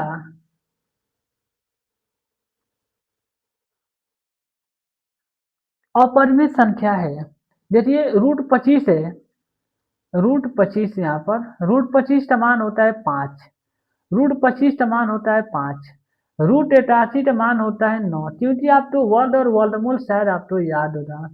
5/3 क्या है, पी अपान क्यू के रूप में था, परिमेय संख्या है। लेकिन जो 5 प्लस √2 क्या है, एक अपरिमेय संख्या है, क्योंकि इसे हम पी अपान क्यू के रूप में नहीं लिख सकते हैं, तो यही हम क्या हो जाएगा, अपरिमेय संख्या हो जाएगा। याद रखिएगा कि किसी अपरिमेय संख्या में यदि आप परिमेय संख्या तो जोड़े या घटाएं हो तो सदैव अपरिमेय संख्या प्राप्त होती है। ये सारी बेसिक मैंने परिमेय संख्या के प्रॉपर्टीज और अपरिमेय संख्या के प्रॉपर्टीज पहले ही पढ़ा चुके हैं। आप जाकर प्लीज देख लीजिएगा, यदि आपको लगता है कि नहीं मुझसे गलत हो रहा है तो आप प्लीज जाकर आप देख लीजिएगा, क्योंकि यह संख्या के बारे में एक न एक प्रश्न तो आना ही है, किसी न किसी संख्या से उठाकर एक बहुविकल्पी प्रश्न में डालेगा। ऐसा किसी साल नहीं होता है जिसमें पेपर में ना आया, जैसे 2024 में सेम प्रश्न पूछा है। चलिए ठीक है, बढ़ते अपने नेक्स्ट सवाल पर। अब हम लोग का नेक्स्ट सवाल है 16। 16 में बोला कि संख्या √2 और 2 माइनस √2 का गुणनफल होता। संख्या हम लोग का दिया है √2 इंटू 2 - √2। यदि हम आपस में गुणा करते तो हमें 2 √2 प्राप्त होता, माइनस देखिए यहाँ पर √2 इंटू √2 हो जाएगा, और जब √2 करते हैं तो यह √ में 4 हो जाएगा, √4 का मान होता है 2। यह आप तो वर्ग और वर्गमूल में याद करना होता है कि 2 का स्क्वायर 4 होता है और 4 का वर्गमूल 2 होता है, तो यहाँ पर क्या प्राप्त होता है, 2 प्राप्त होता है। अभी हम बताएं, जस्ट अभी मैंने बताया कि किसी भी अपरिमेय संख्या में यदि आप परिमेय संख्या तो जोड़े या घटाएं तो सदैव एक अपरिमेय संख्या प्राप्त होती है। तो यह क्या हो जाता है, एक अपरिमेय संख्या है, एक अपरिमेय संख्या, एक परिमेय संख्या, एक पूर्ण संख्या, इनमें से कोई नहीं, केवल एक अपरिमेय संख्या होगा। यह सही है, यह क्या हो जाएगा, एक अपरिमेय संख्या है। यह सारा ऑप्शन गलत है और केवल ये ऑप्शन आपका फाइनल सही है। यह क्या हो रहा है, एक अपरिमेय संख्या प्राप्त हो रही है किसी भी परिमेय संख्या में या किसी भी अपरिमेय संख्या में। यदि आप परिमेय संख्या तो जोड़े, यहाँ पर लिख देता हूँ कि अपरिमेय संख्या में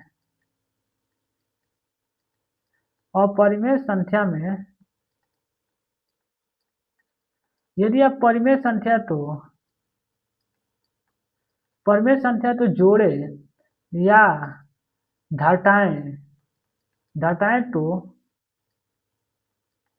सदैव अपरिमेय संख्या प्राप्त होती है, सदैव अपरिमेय संख्या प्राप्त होती है।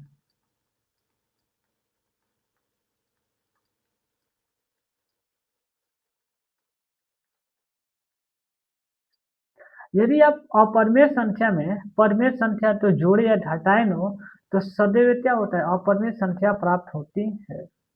बढ़ते अपने नेक्स्ट सवाल पर। हम लोग का नेक्स्ट सवाल है कि निम्नलिखित संख्या में परिमेय संख्या है।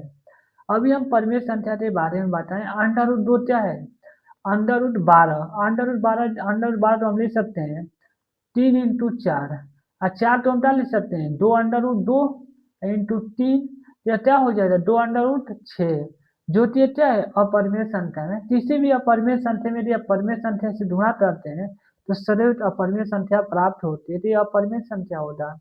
√2 इंटू √7 है, इस तरह यदि आपस में गुणा करते हैं तो क्या प्राप्त होता है, √14, जो कि क्या है, अपरिमेय संख्या भी एक अपरिमेय संख्या है। √3 है, यह भी क्या है, अपरिमेय संख्या ही होगा। केवल यही एक परिमेय संख्या है। इसको भी हम सॉल्व करके दिखा देते हैं इस ऑप्शन को। यह दिया √3 प्लस √7, और इसमें दिया √3 माइनस √7। यदि इनके आपस में गुणा करते हैं, चार एक फार्मूला पढ़े होंगे चूंकि a² माइनस b² बराबर a प्लस बी, और दूसरा ब्रैकेट में a माइनस बी। यह फार्मूला आप पढ़ चुके हैं, क्या है, a plus B, a minus B तो हम क्या लिख सकते हैं, a² माइनस b² लिख सकते हैं। तो इसको हम √3 का स्क्वायर माइनस √7 का स्क्वायर लिख सकते हैं, और स्क्वायर से अंदर समाप्त हो जाता है, तो 3 - 7 हो जाएगा, तो -4 बचेगा। और चूंकि माइनस से क्या है, परिमेय संख्या, क्योंकि पी व क्यू क्या होता है, एक पूर्णांक संख्या होती है। ये तो पूर्णांक संख्या होती है। अब पूर्णांक संख्या माइनस इन्फिनिटी से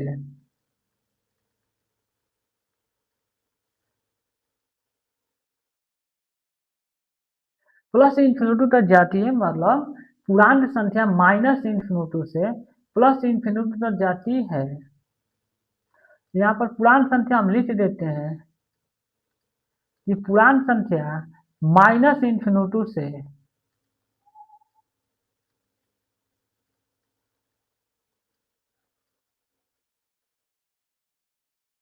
माइनस इन्फिनिटी से प्लस प्लस इन्फिनिटी, मतलब अनंत तक संख्याएं, जितनी भी सारी संख्याएं आती हैं, माइनस अनंत से प्लस अनंत के बीच जितनी भी सारी संख्याएं आती हैं, वे संख्याएं पूर्णांक संख्या होती हैं। तो -4 एक पूर्णांक संख्या है, इसलिए था, और एक परिमेय संख्या होता। बढ़ते अपने नेक्स्ट सवाल पर। यह भी प्रश्न देखिए 2024, 25 और 26 लगातार 3 साल से पूछ रहा है यह सवाल। सेम सवाल, यही सवाल 3 बार 24 में भी पूछा है, 25 में भी पूछा और 26 में भी यही सवाल सेम टू सेम पूछा हुआ है। अब हम बढ़ते हैं अपने नेक्स्ट सवाल पर। आप देख सकते हैं कि कितना इंपॉर्टेंट मैंने सवाल लाया है। देखिए ये भी प्रश्न 2025 में पूछा हुआ है, यह भी प्रश्न 2025 में पूछा हुआ है। हम लोग का सवाल है कि संख्या 175 और 91 का क्या करना है, HCF ज्ञात करना है। तो सबसे पहले हम HCF ज्ञात करने से पहले हम लोग क्या करते हैं, संख्या तो अभाज्य गुणनखंड के रूप में तोड़ते हैं। तो सबसे पहले हम संख्या 175 तो अभाज्य गुणनखंड के रूप में तोड़ेंगे। तो जिन संख्याओं के इकाई अंक 0 या 5 होता है ना, जिन संख्याओं के इकाई अंक 0 या 5 होता है, तो वे संख्या क्या होती है, 5 से विभाजित होती हैं। 5 से विभाजित होती हैं।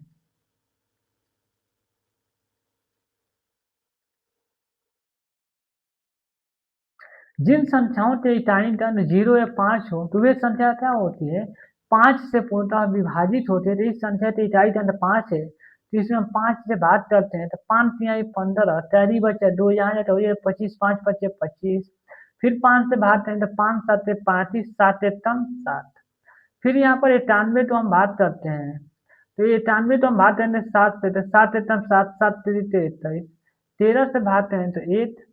तो हम लोग लिख सकते हैं संख्या 175, तो क्या लिख सकते हैं, 5 इंटू 5 इंटू 7। संख्या 91 तो हम लिख सकते हैं 7 इंटू 13। तो इनमें केवल 7 एक ऐसी संख्या है जो क्या है, उभनिष्ठ है।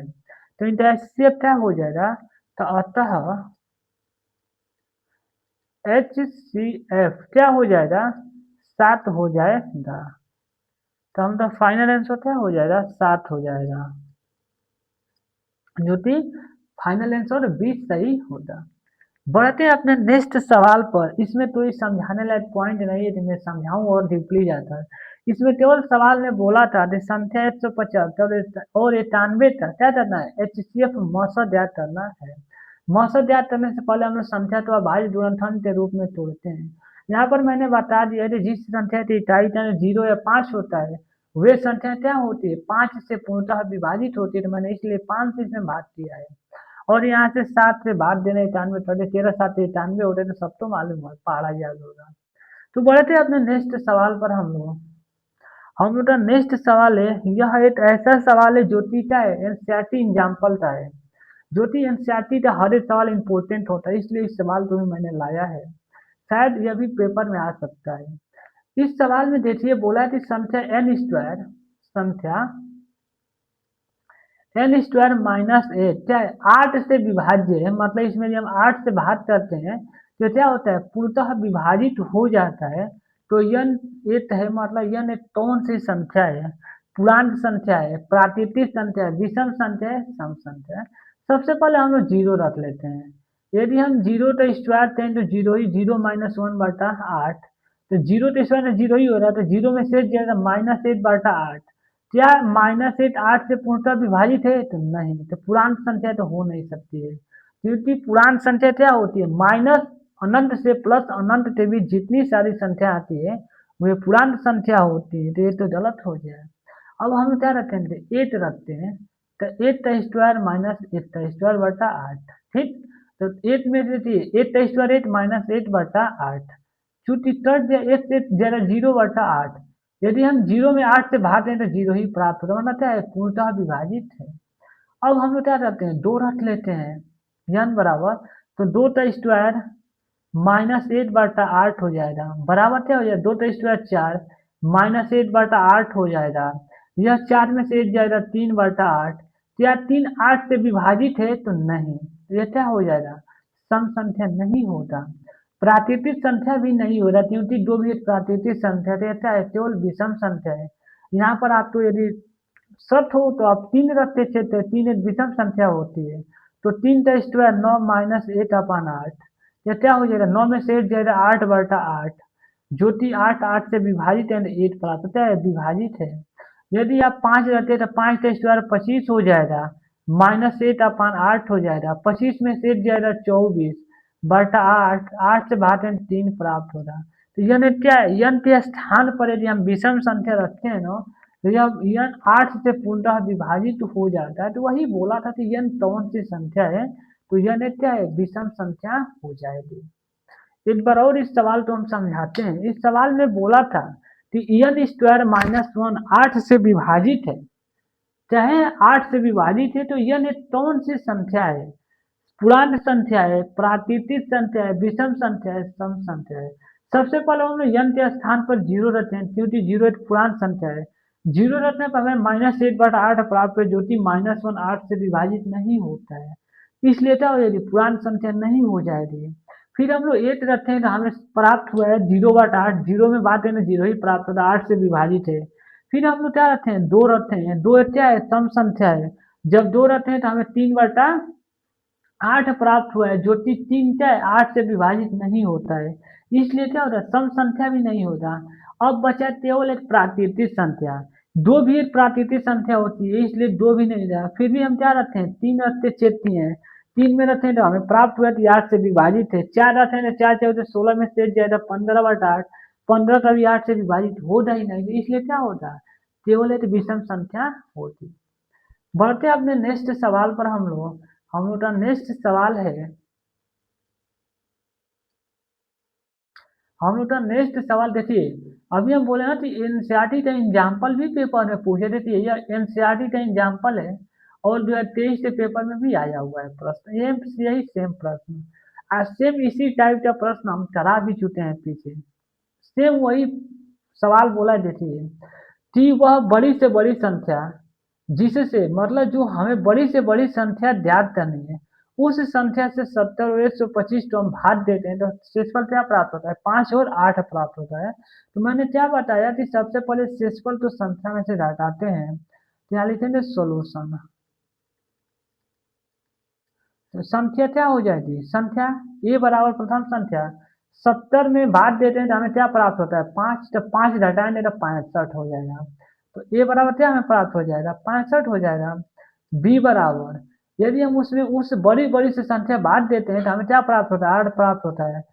125 में से हमें 8 घटा दे तो संख्या हमें प्राप्त हो जाएगी, क्या प्राप्त हो जाएगी, 170, और 65 और 170 यदि हम एचसीएफ ले लेते हैं, तो हमें क्या प्राप्त हो जाएगा, वही एक संख्या हो जाएगी, वही बड़ी से बड़ी संख्या हो जाएगी। तो 65 और 170 का एच सी एफ क्या होता है, 13 होता है, 13 पाँचे 65, 13 नवा 117, वह बड़ी से बड़ी संख्या जिसे भाग देते हैं पूर्णतः विभाजित हो जाए, तो 13 पाँचे 65, 13 नवा 117, तो एचसीएफ क्या हो जाएगा, 13 हो जाएगा, हमारा फाइनल आंसर ए हो जाएगा। आप इनका एचसीएफ निकाल के चेक कर लीजिए, 13 ही प्राप्त होगा। यदि आपको लगता है कि हमारा सवाल गलत है या सही है, तो आप चेक भी कर सकते हैं, 13 से भाग दीजिए 70 में, 13 पाँचे 65, 70 में से जब 65 हटा दें तो हमें क्या प्राप्त हो रहा है, 5 प्राप्त हो रहा है, जो कि क्या है, 13 से कम है, जो भाजक है उसे कम प्राप्त हुआ है, तो यही क्या हो जाएगा हम लोग का, भाई शेषफल हो जाएगा। यदि आप 125 में भाग देते हैं, 1 2 5, यदि आप इसमें 17 से 13 से भाग देते हैं, तो क्या हो जाएगा, 13 नवा 117, घटाएंगे तो क्या बचेगा, 8 बचेगा, तो हमें क्या प्राप्त हुआ, यही 8 क्या प्राप्त हुआ, शेषफल प्राप्त हुआ है। तो हम लोग की वह बड़ी से बड़ी संख्या क्या हो जाएगी, 13 हो जाएगी। सवाल में बोला था कि वह बड़ी से बड़ी संख्या ज्ञात कीजिए जिससे 70 और 125 को विभाजित करने पर मतलब भाग देने पर क्या प्राप्त होता है, क्रमशः 5 और 8 शेषफल प्राप्त होता है। तो हम लोग क्या किए, सबसे पहले शेषफल तो घटाएंगे, जो संख्या हमें प्राप्त होती है उनका यदि हम HCF निकाल दें तो वही बड़ी से बड़ी संख्या हो जाएगी। बढ़ते अपने नेक्स्ट सवाल पर हम लोग का नेक्स्ट सवाल है कि 8 शून्यतर। सबसे पहले यहाँ पर हम शून्यतर शब्द का अर्थ बता रहे थे, शून्यतर का अर्थ क्या होता है। शून्यतर शून्यतर शब्द मतलब होता है शून्य तो छोड़कर, शून्य तो छोड़कर,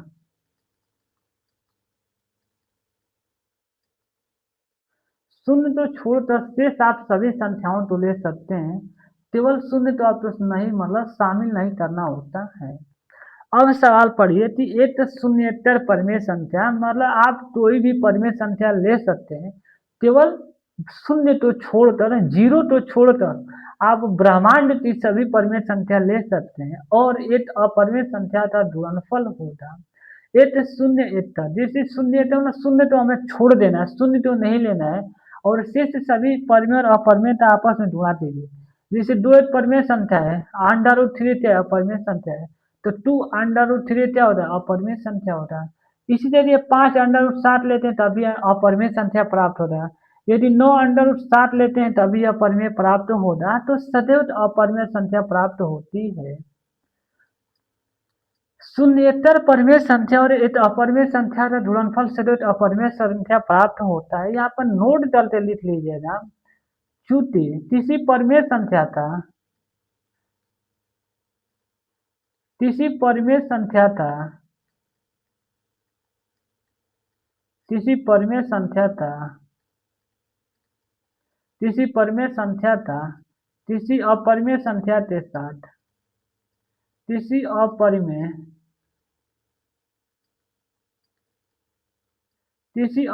संख्या के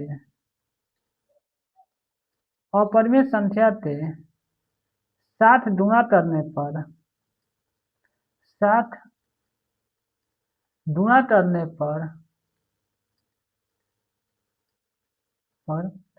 परिमेय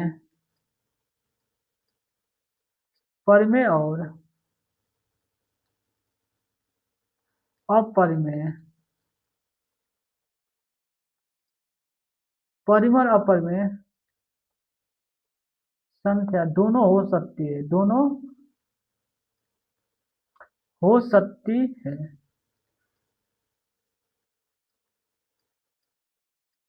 अब पूछेंगे क्यों, तो यहाँ पर हम थोड़ा सा एग्जाम्पल लेते हैं, आपको समझाते हैं। क्योंकि यहाँ पर जगह उतना स्पेस नहीं है, फिर भी हम एक दो एग्जाम्पल लेते हैं। क्योंकि यदि आप जीरो में किसी भी संख्या से गुणा करें तो जीरो ही प्राप्त होता है, जीरो एक परिमेय संख्या है। आज जीरो तो छोड़ आप किसी भी संख्या से गुणा करते हैं, जीरो भी एक परिमेय संख्या है। आज जीरो से आप किसी भी संख्या में गुणा करें तो जीरो ही प्राप्त होगा, तो एक परिमेय हो जाएगा। आज जीरो तो छोड़कर किसी भी संख्या से आप गुणा दें तो अपरिमेय संख्या प्राप्त होगा। तो इसलिए यदि पेपर में बोले कि किसी परिमेय संख्या का किसी अपरिमेय संख्या के साथ गुणा किया जाता है तो क्या प्राप्त होता है, तो परिमेय और अपरिमेय दोनों संख्या प्राप्त हो सकती हैं। यदि शब्द जोड़ दे शून्य एक तक तो केवल अपरिमेय संख्या प्राप्त होगी।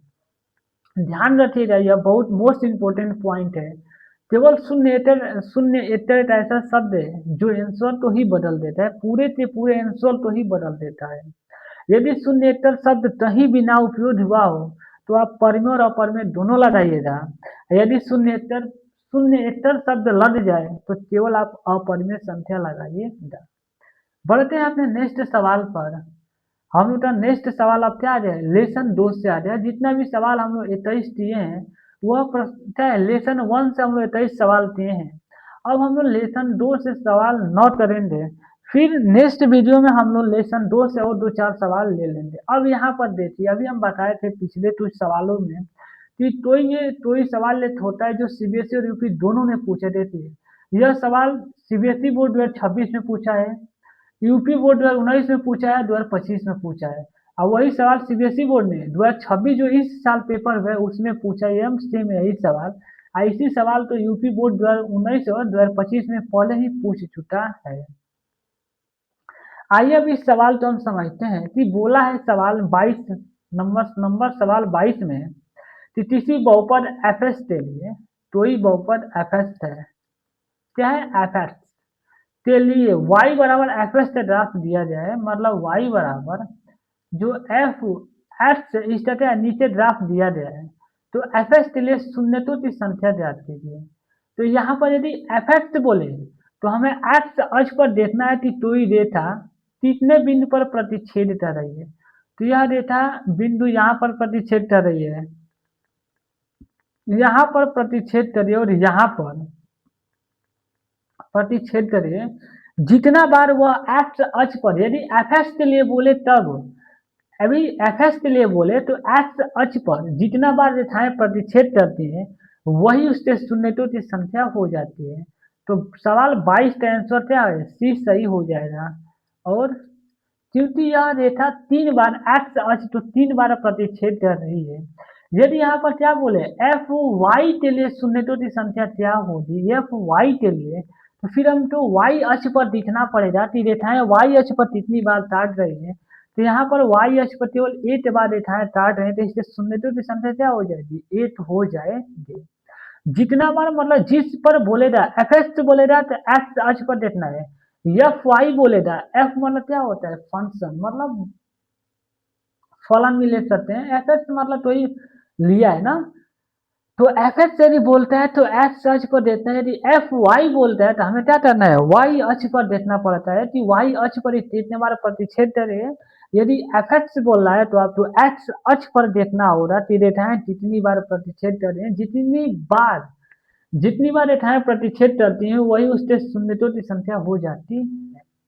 बढ़ते अपने नेक्स्ट सवाल पर हम लोग का नेक्स्ट सवाल है कि एक द्विघात बहुपद के अधिक से अधिक कितने शून्य तो हो सकते हैं। जब हम लोग लेसन 2 पढ़ रहे थे तो वहां पर मैंने बताया था कि किसी बहुपद में, नोट करके लिख लीजिए, फिर भी किसी बहुपद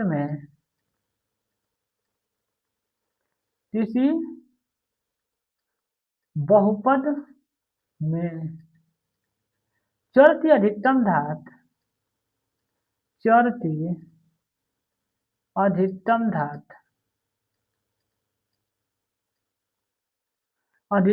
जितनी होती है, अधिकतम घात जितना होता है उतना ही बहुपद के शून्यत होते हैं,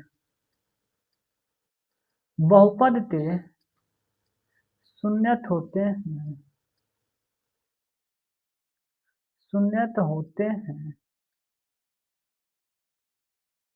जिसे अब हमारे समझाने का अर्थ केवल इतना ही है कि यदि द्विघात बहुपद बोला है तो द्विघात बहुपद क्या होता है, चर की अधिकतम घात क्या होती है, 2 होती है, क्या है द्विघात बहुपद है। X square plus 3x plus 9 यह भी क्या है द्विघात बहुपद है। तो क्या हो जाएगा, जब द्विघात बहुपद बोलेगा तो इसमें चर की अधिकतम घात क्या है, 2 है, तो इसके अधिक से अधिक शून्य की संख्या क्या हो जाएगी, 2 हो जाएगी। यदि त्रिघात बहुपद बोले x cube plus 9x square plus 6x, यदि त्रिघात बहुपद देता है तो उसमें चर की अधिकतम घात 3 है, तो शून्य की संख्या क्या हो जाएगी, 3 हो जाएगी। यदि x की पावर अधिकतम 4 देता है, यदि शून्य की संख्या बोले तो क्या हो जाएगी, 4 हो जाएगी। यह भी सवाल 2019 में पूछा हुआ है। तो किसी बहुपद में चर की एक्स वाई क्या होते हैं, चर होते हैं, अल्फा बीटा गामा क्या होते हैं, सारी चर होते हैं। चर एक ऐसी राशि होती है जिनका मान क्या होता है, समय के अनुसार बदलता रहता है, स्थिर नहीं होता है। अचर राशियां क्या होती है जिनका मान क्या होता है, सदैव निश्चित होता है, उसे हम अचर राशियां कहते हैं। तो यदि किसी बहुपद में चर की अधिकतम घात जितना होगा ना वही उससे क्या हो जाएगा, शून्यतों की संख्या हो जाएगा। जितना भी चर में अधिकतम घात, यदि जितना भी बहुपद में चर की अधिकतम घात होता है वही उससे शून्य की संख्या हो जाती है। बढ़ते हैं अपने नेक्स्ट सवाल पर। हम लोग का सवाल नंबर क्या है, 24 है। चित्र में प्रदर्शित बहुपद के ग्राफ के आधार पर बहुपद के शून्यत होंगे। बहुपद के आधार पर शून्यत बोला है, मतलब जो ग्राफ दिया है इसमें आप तो यह एक प्रश्न उठाना चाहिए कि सर इसमें तो एफ एक्स और एफ वाई पूछा ही नहीं है, इसमें यह नहीं बोला है कि हमें एफ वाई पर ज्ञात करना है कि एफ एक्स के लिए ज्ञात करना है। तो हम क्या करेंगे, दोनों आंसर हमारा हो सकता है। पेपर में शायद हमसे ही छूट गया होगा, यदि पेपर में सेम टू सेम प्रश्न आया होगा तो आप क्या मानेंगे, दोनों को हल कर सकते हैं। लेकिन यहाँ पर अधिकतर क्या माना, हमें एक्स अक्ष पर ही लेकर चलना है, क्योंकि इसमें बोला नहीं है तो हम क्या करेंगे, एक्स अक्ष पर ही लेकर चलेंगे। तो यह रेखा एक्स अक्ष पर जितनी बार प्रतिच्छेद करेंगे वही उसके शून्यतों की संख्या हो जाएगी। तो चूंकि यहाँ पर एक बार प्रतिच्छेद कर रही है, एक बार यहाँ प्रतिच्छेद कर रही है, एक बार यहाँ प्रतिच्छेद कर रही है, एक बार यहाँ पर, तो यह क्या है, एक्स अक्ष पर 4 बार प्रतिच्छेद कर रही है, इसलिए क्या हो जाएगा, शून्य क्या हो जाएंगे, 4 हो जाएंगे, बहुपद के शून्य क्या हो जाएंगे, 4 हो जाएंगे। एक बार और समझा देते हैं कि मतलब इसमें बोला कि क्या है, बहुपद के आधार पर ग्राफ देख कर बहुपद के शून्य ज्ञात कीजिए। तो जितनी बार रेखाएं प्रतिच्छेद करती हैं वही उसके शून्य तो हो जाते हैं। तो यहाँ क्या है, 4 बार प्रतिच्छेद कर रही है तो उसके शून्य क्या हो जाएंगे, 4 हो जाएंगे। बढ़ते हैं अपने नेक्स्ट सवाल पर। यह भी सवाल 2020 में आया हुआ है। अब हम लोग का 25 सवाल है कि बहुपद इतना के शून्यतों का योगफल। यहाँ पर यदि हम आपको समझाने का प्रयास करें नेक्स्ट पेज पर ले जाकर, यहाँ पर हम समझाने का आपको प्रयास करें द्विघात बहुपद के लिए, लिख लीजिएगा द्विघात बहुपद के लिए।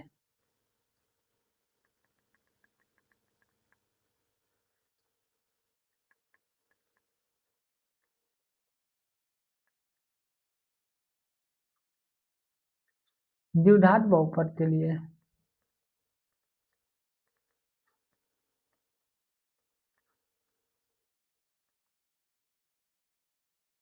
द्विघात बहुपद के लिए पहला इसमें पॉइंट है शून्यतों का योगफल।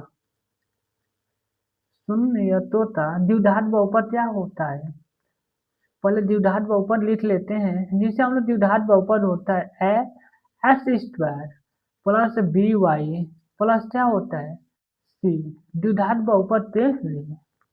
प्रथम इसमें पॉइंट हमें पढ़ना है शून्यतों का योगफल, जो कि हम पढ़ा चुके हैं फिर भी रिवाइज करा रहे हैं। शून्यतों का योगफल,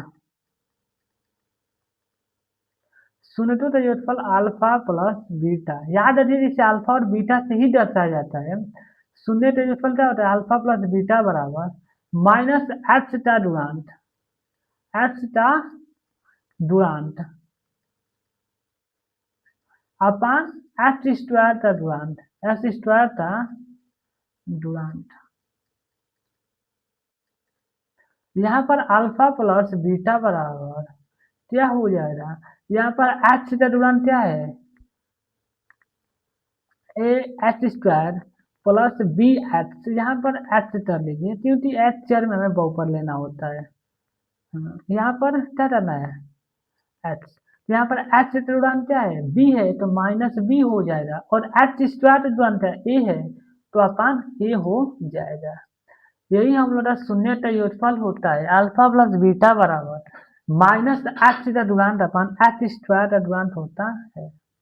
अब हम लोग शून्य का गुणनफल देते हैं, देखिए चूंकि शून्य का गुणनफल दूसरा पॉइंट है इसमें, शून्य का गुणनफल, शून्य का गुणनफल,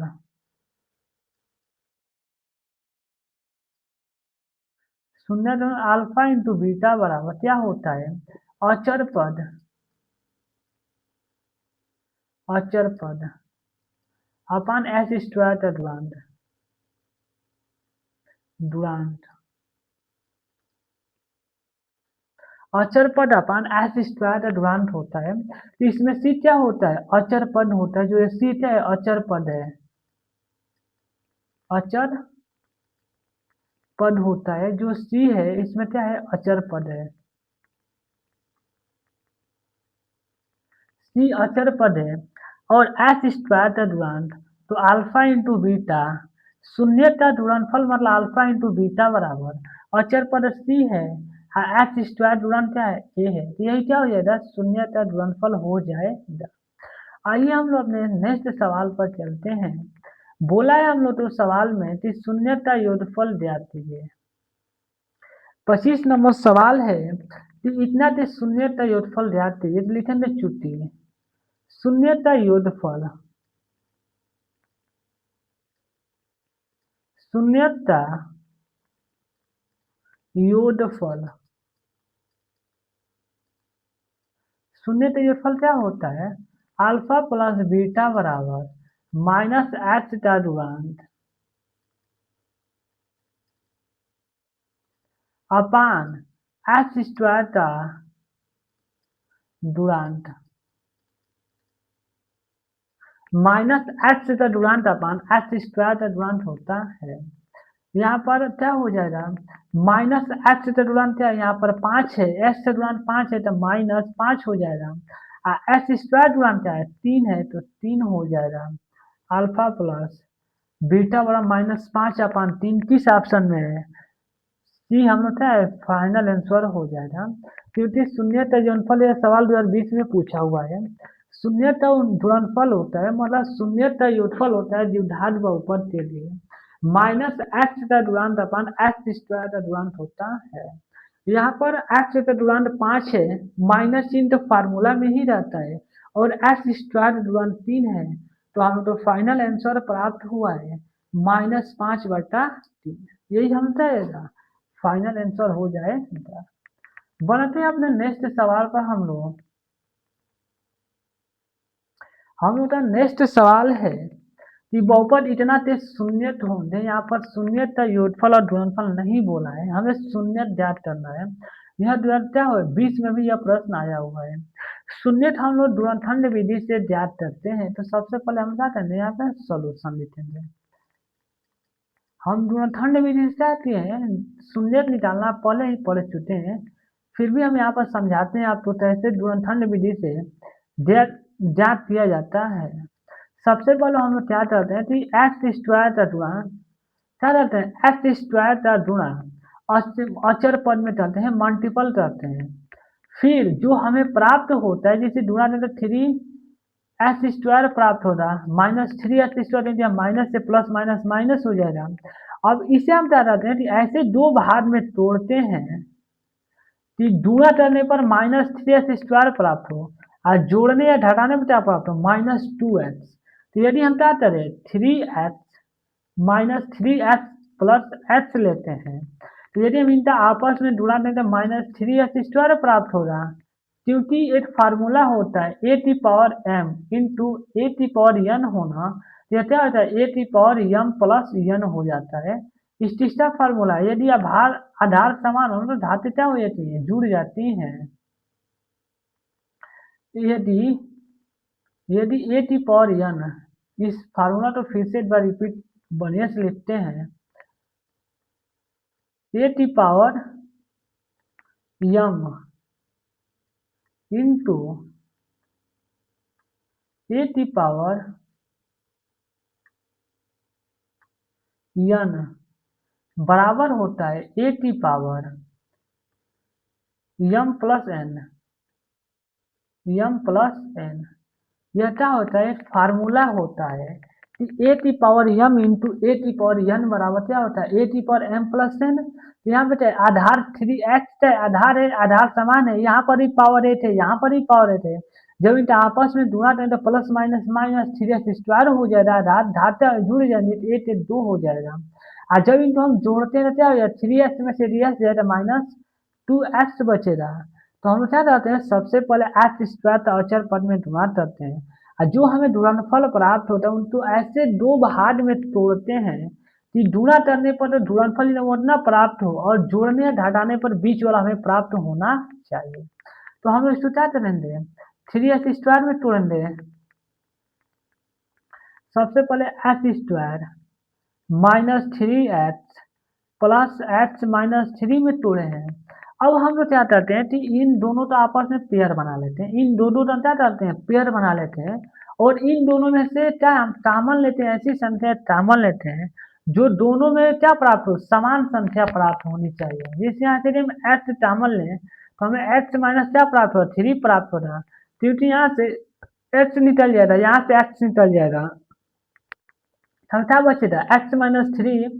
यदि हम यहाँ से प्लस एक कॉमन ले लें क्या प्राप्त हो रहा है एक्स माइनस थ्री। इन दोनों ब्रैकेट में क्या होनी चाहिए संख्या समान प्राप्त होनी चाहिए। और जब इन दोनों ब्रैकेट में संख्या समान प्राप्त होती है तो हमें यह मालूम चल जाता है कि सवाल हम लोग का सही है। क्या होता है तो अब लिखेंगे एक्स माइनस थ्री। एक इस जब दोनों ब्रैकेट में संख्या समान प्राप्त होती है तो उनमें से एक तो ले लेते हैं और जो संख्या हम कॉमन लेते हैं वो संख्या करते हैं दूसरे ब्रैकेट में लिखते हैं एक्स प्लस एट हो जाएगा। यहाँ पर लिखेंगे चूंकि शून्य के लिए शून्यत के लिए क्या हो जाएगा एक्स माइनस थ्री हो जाएगा और एक्स प्लस एट बराबर जीरो के बराबर हो जाएगा शून्य के लिए। अब दोनों का अंतर है जीरो से तुलना करेंगे तो एक्स माइनस तीन बराबर जीरो तो एक्स बराबर तीन हो जाएगा इस साइड जाता। इसी प्रकार एक्स प्लस वन बराबर जीरो तो एक्स बराबर माइनस एट हो जाएगा। तो हम लोग आंसर क्या प्राप्त हुआ है तीन टामा माइनस वन तीन टामा माइनस वन क्या है ऑप्शन सी सही है। एक बार और समझाते हैं इस सवाल को। बोला था बहुपद x square minus two x minus three का शून्यत होने मतलब शून्यत जाती है तो शून्यत हम लोग गुणनखंड विधि से ज्ञात करते हैं। तो गुणनखंड में हम लोग क्या करते हैं कि एक्स स्क्वायर का अचर पद में गुणा करते हैं और जो हम क्या करते हैं जो गुणनफल हमें प्राप्त होता है उनको ऐसे दो भाग में तोड़ते हैं कि गुणा करने पुनः उतना ही प्राप्त हो। आप जोड़ने या घटाने पर हमें बीच वाली संख्या प्राप्त होनी चाहिए। सेम वही हम लोग किए हैं जब उतना कर लेते हैं दो दो का पेयर बनाते हैं और उनमें से कॉमन ऐसी संख्या लेते हैं जिससे दोनों ब्रैकेट में क्या हो संख्या समान प्राप्त हुई। जैसे यहाँ पर हम एक्स कॉमन लिए तो एक्स माइनस थ्री प्राप्त हुआ है और दूसरा पेयर में से एक कॉमन लिए तो हमें क्या प्राप्त हुआ एक्स माइनस थ्री ही प्राप्त हुआ क्योंकि एक सब में वनिष्ठ होता है। अब क्या जब दोनों ब्रैकेट में संख्या समान प्राप्त होती है तो उनमें से एक संख्या तो लेते हैं और जो संख्या हम कॉमन लेते हैं उसे हम दूसरे ब्रैकेट में लिखते हैं। और उसके बाद शून्य के लिए क्या होता है कि दोनों जीरो के बराबर हो जाता है और जीरो से तुलना करते हैं तो हमें क्या प्राप्त हुआ है एक्स बराबर तीन प्राप्त हुआ है एक्स बराबर माइनस एट प्राप्त हुआ है तो हम लोग का शून्य क्या है तीन का हम माइनस वन है। यही हम लोग का फाइनल आंसर हो जाएगा। बढ़ते अपने नेक्स्ट सवाल पर हम लोग का नेक्स्ट सवाल है कि बहुपद x square minus two x minus three same सवाल है सेम यही सवाल है जो हम लोग 26 किए हैं। सेम यही सवाल रिपीटेड हो गया है तो आप इसको क्या करेंगे घर से हल करेंगे स्वयं हल करेंगे।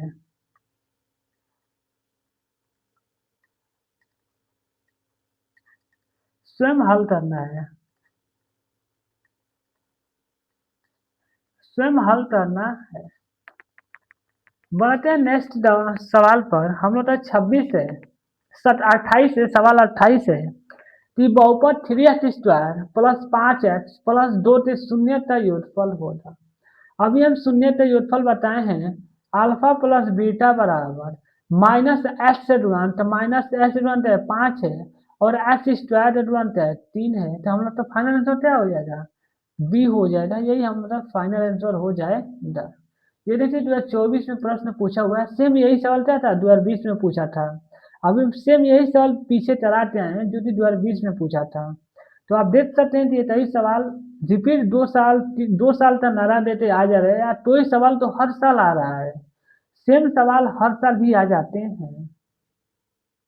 अब हम लोग का नेक्स्ट सवाल होगा 29 नंबर कि किसी बहुपद के शून्य का योगफल तथा गुणनफल इतना हो। एक और हम पॉइंट लिखवा देते हैं जो कि पढ़ाया हुआ है फिर भी हम यहाँ लिखवा देते हैं क्योंकि जब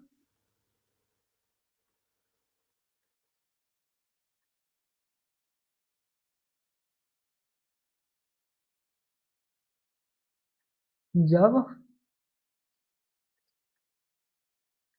शून्य का योगफल जब शून्य का योगफल अल्फा प्लस बीटा व शून्य का गुणनफल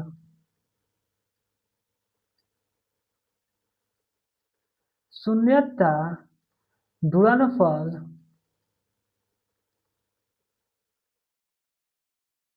शून्यता योगफल और शून्यता गुणनफल अल्फा इंटू बीटा दिया दिया हो तो द्विघात बहुपद द्विघात बहुपद कैसे निकालते हैं? जब शून्यता योगफल और शून्यता गुणनफल दिया होता है तो हम द्विघात बहुपद कैसे तैयार करते हैं? तो इसका फार्मूला होता है S square minus alpha plus beta H plus alpha beta. यही क्या हो जाता है? फार्मूला होता है जब क्या हो शून्यता योगफल और शून्यता गुणनफल दिया हो तब बोले कि द्विघात बहुपद ज्ञात कीजिए तो इसका फार्मूला होता है S square minus alpha plus beta H plus alpha beta होता है। अब हम लोग अपने नेक्स्ट सवाल पर बढ़ते हैं। हम लोग का नेक्स्ट सवाल है कि किसी बहुपद के शून्यता योगफल तथा गुणनफल क्रमशः दिया है। शून्यता योगफल अल्फा प्लस बीटा का मान कितना दिया है? -3 दिया है और शून्यता गुणनफल अल्फा इंटू बीटा कितना दिया है? तो -2 दिया है। और हम क्या बोला है? द्विघात बहुपद ज्ञात करना है तो बहुपद क्या होगा? बहुपद क्या हो जाएगा?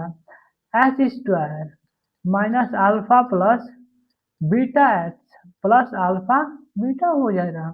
तो S square minus alpha plus beta का मान क्या है? -3 है आप प्लस अल्फा बीटा का मान अल्फा इंटू बीटा में -2 है। S square minus minus plus हो जाएगा 3s प्लस माइनस -2। यही आता है फाइनल आंसर हो जाएगा S square minus S square plus 3s -2 S square plus 3s -2 हम लोग का डी फाइनल आंसर हो जाएगा। एक बार और इस सवाल को हम समझा देते हैं। इस सवाल में बोला था कि किसी बहुपद के शून्यता योगफल तथा शून्यता गुणनफल दिया है तो जब अभी हम पीछे फार्मूला लिखवाए हैं तो जब शून्यता योगफल और शून्यता गुणनफल दिया हो तब द्विघात बहुपद बराबर होता है X square minus alpha plus beta x plus alpha beta होता है। X square alpha plus beta का मान अल्फा प्लस बीटा का मान -3 था तो हम -3 रखते हैं। अल्फा इंटू बीटा का मान -2 था तो हम -2 रखते हैं। जब इनका परस्पर आपस में गुणा किए हैं तो हमें क्या प्राप्त हुआ? एक्स स्क्वायर प्लस 3x -2 जो कि हमारा फाइनल आंसर डी सही हो जाएगा। यह क्या है? सीबीएसई बोर्ड 2026 में पूछा हुआ सवाल है। बढ़ते हैं अपने नेक्स्ट सवाल पर। हम लोग का नेक्स्ट सवाल क्या है? निम्नलिखित में एक द्विघात बहुपद का आलेख नहीं है। मतलब इन आलेख में कौन सा एक ऐसा आलेख है जो द्विघात बहुपद का आलेख नहीं है? आप इसे कमेंट में बताइएगा। आप इसका आंसर आपको कमेंट बॉक्स में देना है कि इसमें कौन सी ऐसी आकृति है जो द्विघात बहुपद का आकृति नहीं है। यह यूपी बोर्ड 2019 में पूछा और एनसीईआरटी का एग्जाम्पल भी है। तो आप इसे कमेंट में बताइएगा। Thank you so much.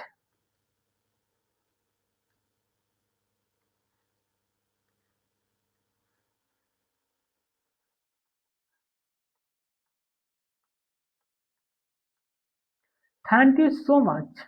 मिलते हैं नेक्स्ट वीडियो में। यदि आपको वीडियो अच्छा लगा हो तो वीडियो को लाइक करें, चैनल को सब्सक्राइब करें और वीडियो को शेयर करना अपने दोस्तों के पास ना भूलें। Thank you so much.